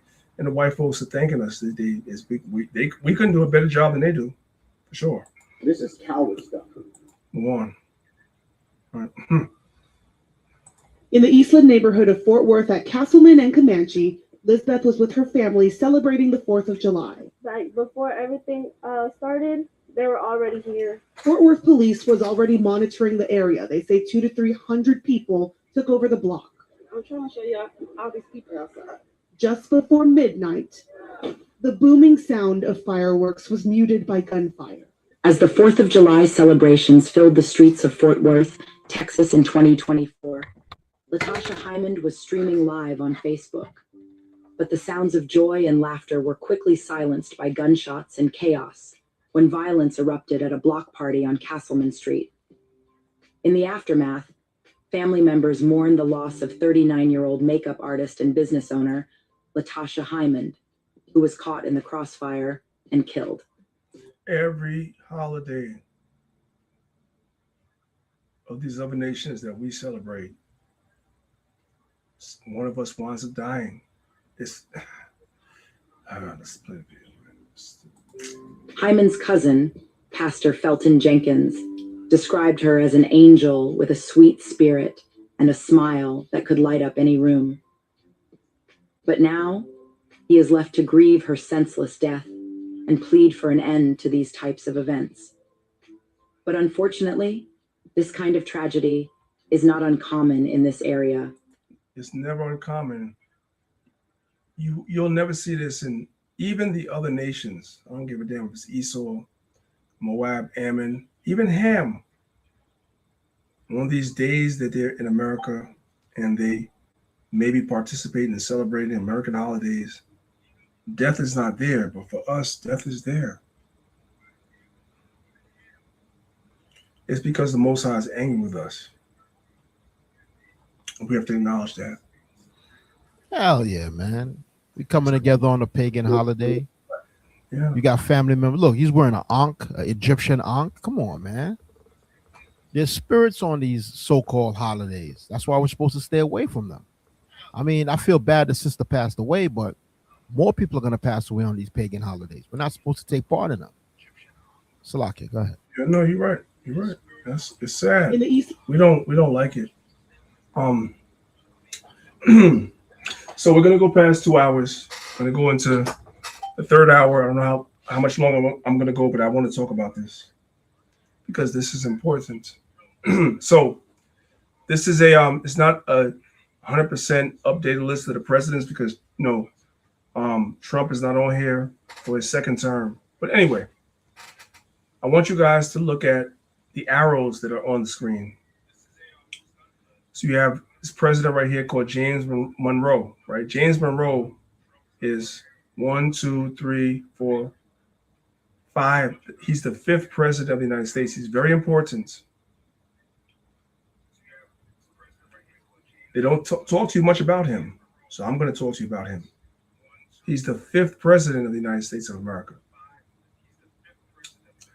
And you have Abraham Lincoln, who is president number 16.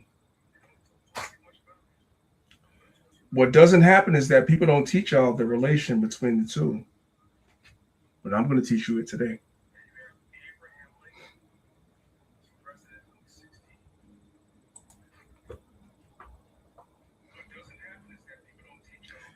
There is something called the American Colonization Act. Have y'all heard that before? Maybe you have, maybe you haven't. If you haven't, it's okay. That's why we do these classes, so you can learn. Today is the so-called 4th of July. So we're learning new things. So we have a relationship between 1, 2, 3, 4, the 5th president and president number 16. There's a relation. Just nobody ever bothered to explain it because they try to hide it. The lines of Israel, we explained it. There's a relation between president number 5 and president number 16. And it's the American Colonization Act, or also known as the American Colonization Society. Now somebody's asking, what is that? I know. So let's read it. We have the American Colonization Society. It is the American Colonization Society, initially the Society for the Colonization of Free People of Color of America, was an American organization founded in 1816 by Robert Finley, that's this devil right here, to encourage and support the repatriation of freeborn people of color and emancipated slaves to sub-Saharan Africa. In other words, after slaves were freed, they wanted to send our people back to Africa. This is what the white people was doing, and they put their money behind it. That's exactly what they did. And the person that was at the forefront of it was Robert Finley, but he was supported. Sorry, it was Robert Finley, this guy right here, but he was supported by James Monroe, which is the 5th president of the United States of America. Are y'all following along? This devil right here, way before, let me go slow. This devil right here, which is the 5th president, way before President number 16 that gave us the Emancipation Proclamation when the so-called slaves were freed, already set in place something. And the something was, I want to send any descendant of slavery or black person back to Africa. This was set in place by the 5th president of the United States of America way before Lincoln. Y'all following along? This is new information for most of y'all. Hey, Priest, what's that that territory, Liberia, right? What's the capital of Liberia, Priest? Off the top, I don't know. I'm coming Monrovia. to Monrovia. Oh, yeah, I'm coming to that. That's in here. Right. That's in here. Slaki, go ahead. That's in here. So this was set up in place from the 5th president of the United States, way before Lincoln. Send the niggas back to Africa. That was already set in place. And you had a guy that was funding it called Robert Finley. Does everybody see that? Okay. Trump is doing the same thing that Monroe was doing. Let's watch the video real quick. They say Monroe believed in freedom, but he used U.S. tax dollars to ship free black Americans out of the country, like they were a problem to be removed. Follow Presidents Unmasked, because this history was buried on purpose. After slavery, thousands of black Americans were building lives here. No chains, no masters. But Monroe didn't see citizens. He saw a threat. With elite politicians, he backed the American Colonization Society and used federal funds to create Liberia, a colony in Africa, not for Africans, but to dump free black Americans, to keep white America safe from revolt, unrest, and equality. And here's the part they hide. Some were told to leave or be punished. Freedom came with an ultimatum. You're free to get out. Others forced onto ships. And Monroe stamped it all as benevolence. This wasn't immigration, it was exile. So was James Monroe, the protector of liberty, or the president who believed black freedom couldn't exist on American soil. So black freedom can't exist on American soil. This is your 5th president before your 16th president already laying the groundwork to send free people back to Africa in a colony that they were going to establish themselves. They say so. To Zahab's point, there was something called the American Colonization Act. Let's read Psalms 49 verses 6 to 11. They trust in their wealth and boast themselves in the multitude of their riches. None of them can by any means redeem his brother, nor give to God a ransom for him. For the redemption of their souls is precious and ceaseth forever, that he should live forever and not see corruption. For he seeth that wise men die. Likewise, the fool and the brutish person, the word brutish means stupid, and leave their wealth to others. Their inward thought is that their houses shall continue forever. This is what they thought. Their houses shall continue forever. And their dwelling places to all generations. They call, here's the point, they call lands after their own names. That's the point I want right here. They call lands after their own name. So to Sahab's point, this is President Monroe, president number 5, right? Well, let's deal with this first. And we're going to come back to that. Abraham Lincoln, for those of y'all that didn't know, didn't free the slaves because he loved black people. I want y'all to read this right here. This is a letter in reply to Horace Greeley on slavery and the Union and the restoration of the Union, the paramount object. In other words, translation, Abraham Lincoln did not free the slaves because he loved black people. He felt as though that slavery was wrong. He freed the slaves to save the Union. Let's read it. Let's read it. It says, if I could save the Union, because that's what was paramount, without freeing any slaves, I would do it. And if I could save it by freeing the slaves, freeing all the slaves, I would do it. So it was Abraham Lincoln didn't free you or write the Emancipation Proclamation because he likes black people, because he would have, whatever it took to save the Union, he would have did that. Freeing you didn't matter to him. And if I could save it by freeing some and leaving others alone, I would do that. What I do about slavery and the color race, I do because I believe it helps save the Union.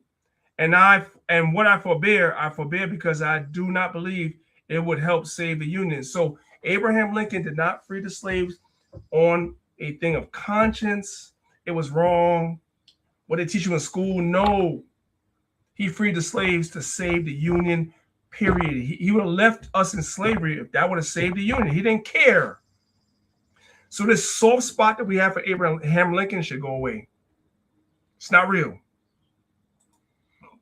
Now, let's come out of here.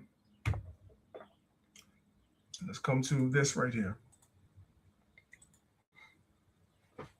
This is from the National Archive. So again, this is not me making stuff up. This is me just dealing with history, right? Y'all see the topic? Lincoln to the slaves, go somewhere else. So y'all learned that Monroe wanted the slaves to leave. By the time you get to Abraham Lincoln, what is that, 11 presidents later? He was following the same thing. He was following what Monroe put down. He was picking up. He's following the same thing. He wanted the slaves to leave. He didn't free them. Y'all just read it. He didn't free the slaves because he wanted the slaves to be free and everybody. No, he freed the slaves. But hey, if I free you, get out of America, go somewhere else. I'm giving y'all the keys. Y'all can go and read these things later because I'm pressed for time. It wasn't out of love. This is new for a lot of y'all. It wasn't out of love. It was out of to save the Union. So I freed y'all. Why don't y'all go live somewhere else? Where's the somewhere else? Liberia. That's what he did. Let's read this real quick. Long before the Civil War in 1854, Abraham addressed his own solution to slavery at a speech delivered in Peoria, Illinois. I should not know what to do as to the existing institution of slavery. My first impulse would be to free all the slaves and send them to Liberia. That's what Monroe said. He didn't free us so we could be free. Black people should celebrate the 4th of July. No, he freed the slaves and said, okay, I freed y'all. Go back to Africa. Do you understand that? That's enough. Let's come back here for the sake of time, because this is new to a lot of people. So to Elder Zahab's point,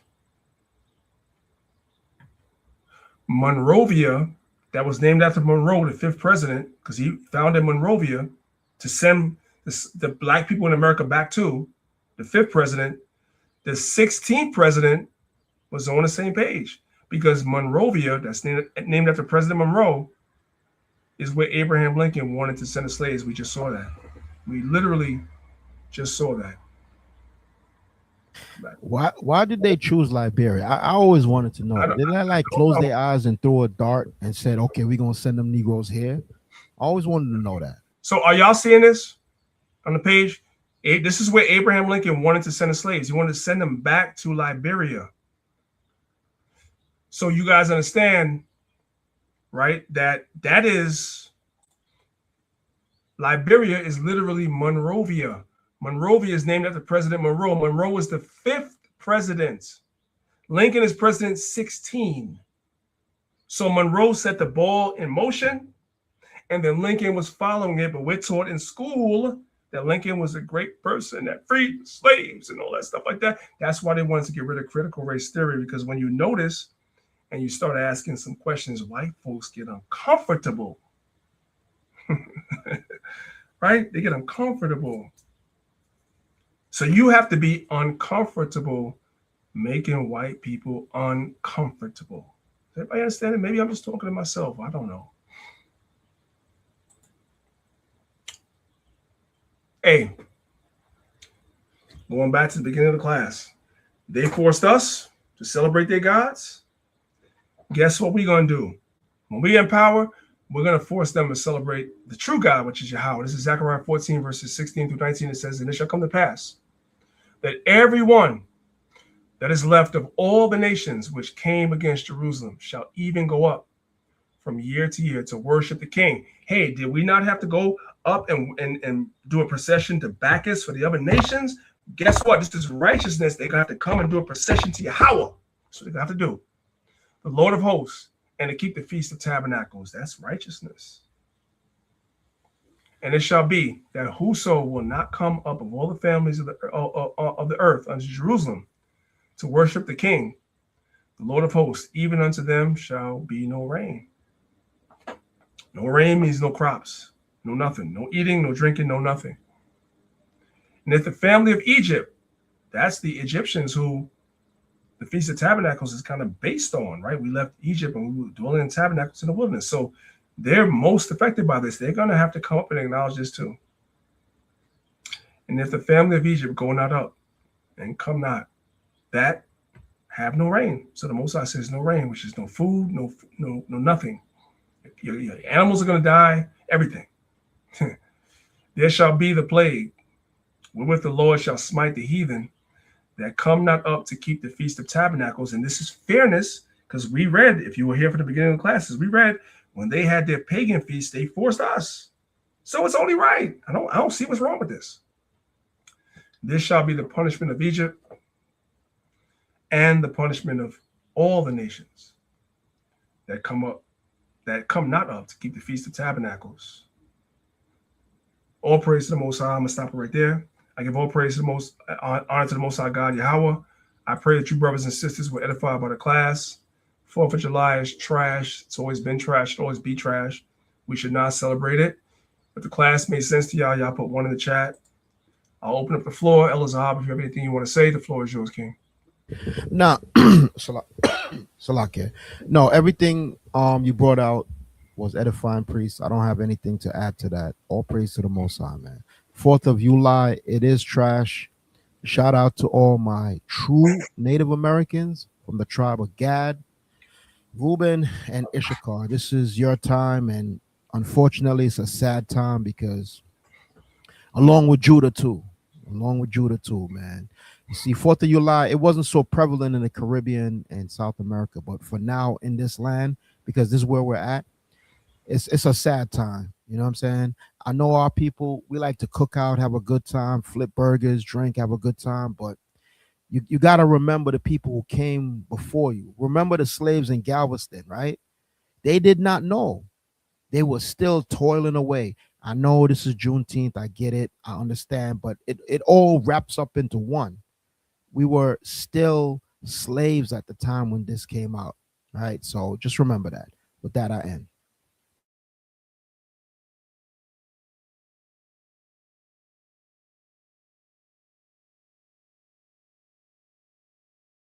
Salaki, can I be heard? Priest, you there?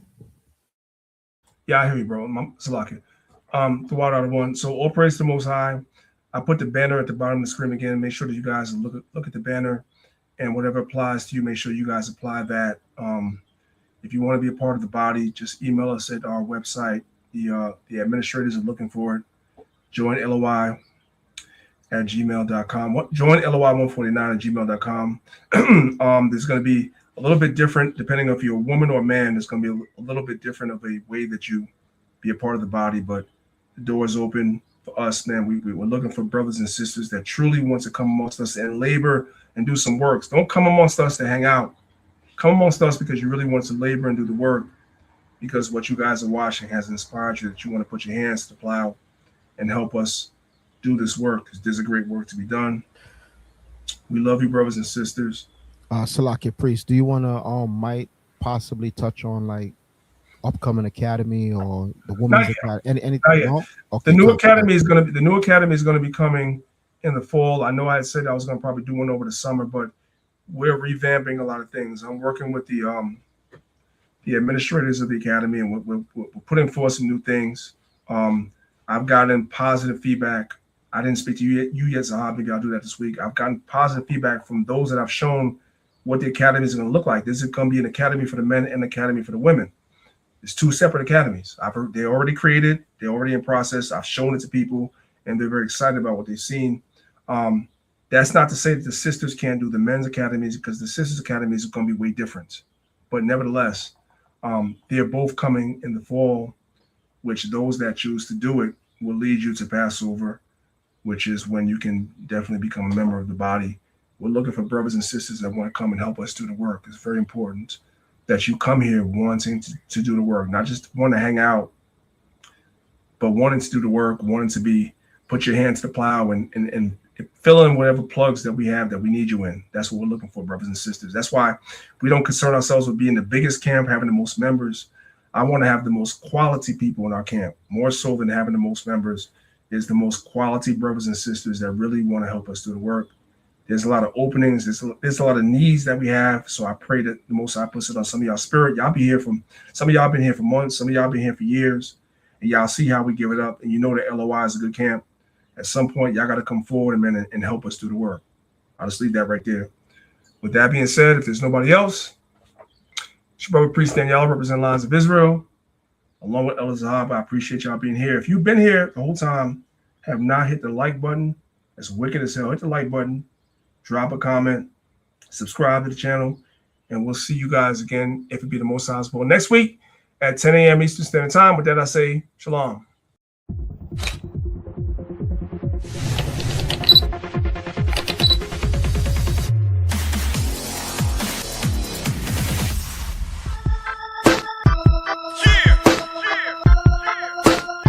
I'm telling Babylon.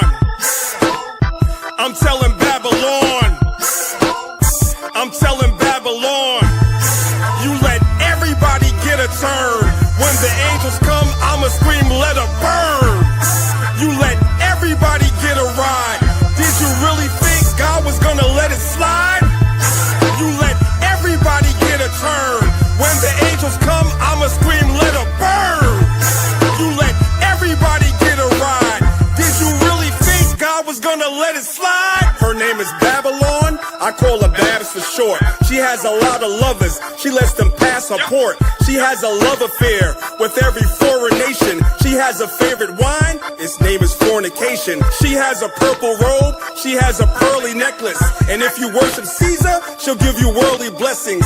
She's insatiable. She cannot hide her passion. Last week, somebody said she rides a dragon. I know it's crazy, but the question is why she had to put a crown upon its 7 heads. And it's even deeper. I had to peep the madness. She made war with the saints that tried to keep commandments. And since she killed the righteous and won't let me be, when she burns, it won't be from an STD. Bodies everywhere, both man and beast. And on that day, the birds are gonna have a feast. You let everybody get a turn. When the angels come, I'ma scream, let her burn. You let everybody get a ride. Did you really think God was gonna let it slide? You let everybody get a turn. When the angels come, I'ma scream, let her burn. You let everybody get a ride. Did you really think God was gonna let it slide? Show me the finest girl a mystery. Yeah, she's been that way since we were little kids. She nicknamed me Mark like I was 666. She said, you want my number? I said, you high as hell. She said, you need my number or you can buy or sell. She said, take my number. I know that I can't make you, but I'm espoused to Christ and I'm staying faithful. Isaiah had a vision. He saw the elevation. Jesus preached the gospel. John had a revelation. Her lovers hated Babs, so they burned her up.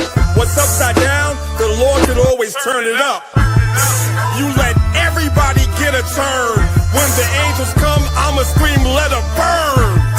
You let everybody get a ride. Did you really think God was gonna let it slide? You let everybody get a turn. When the angels come, I'ma scream, let her burn. You let everybody get a ride. Did you really think God was gonna let it slide? I'm telling Babylon. I'm telling Babylon. I'm telling Babylon. I'm telling Babylon. I'm telling Babylon.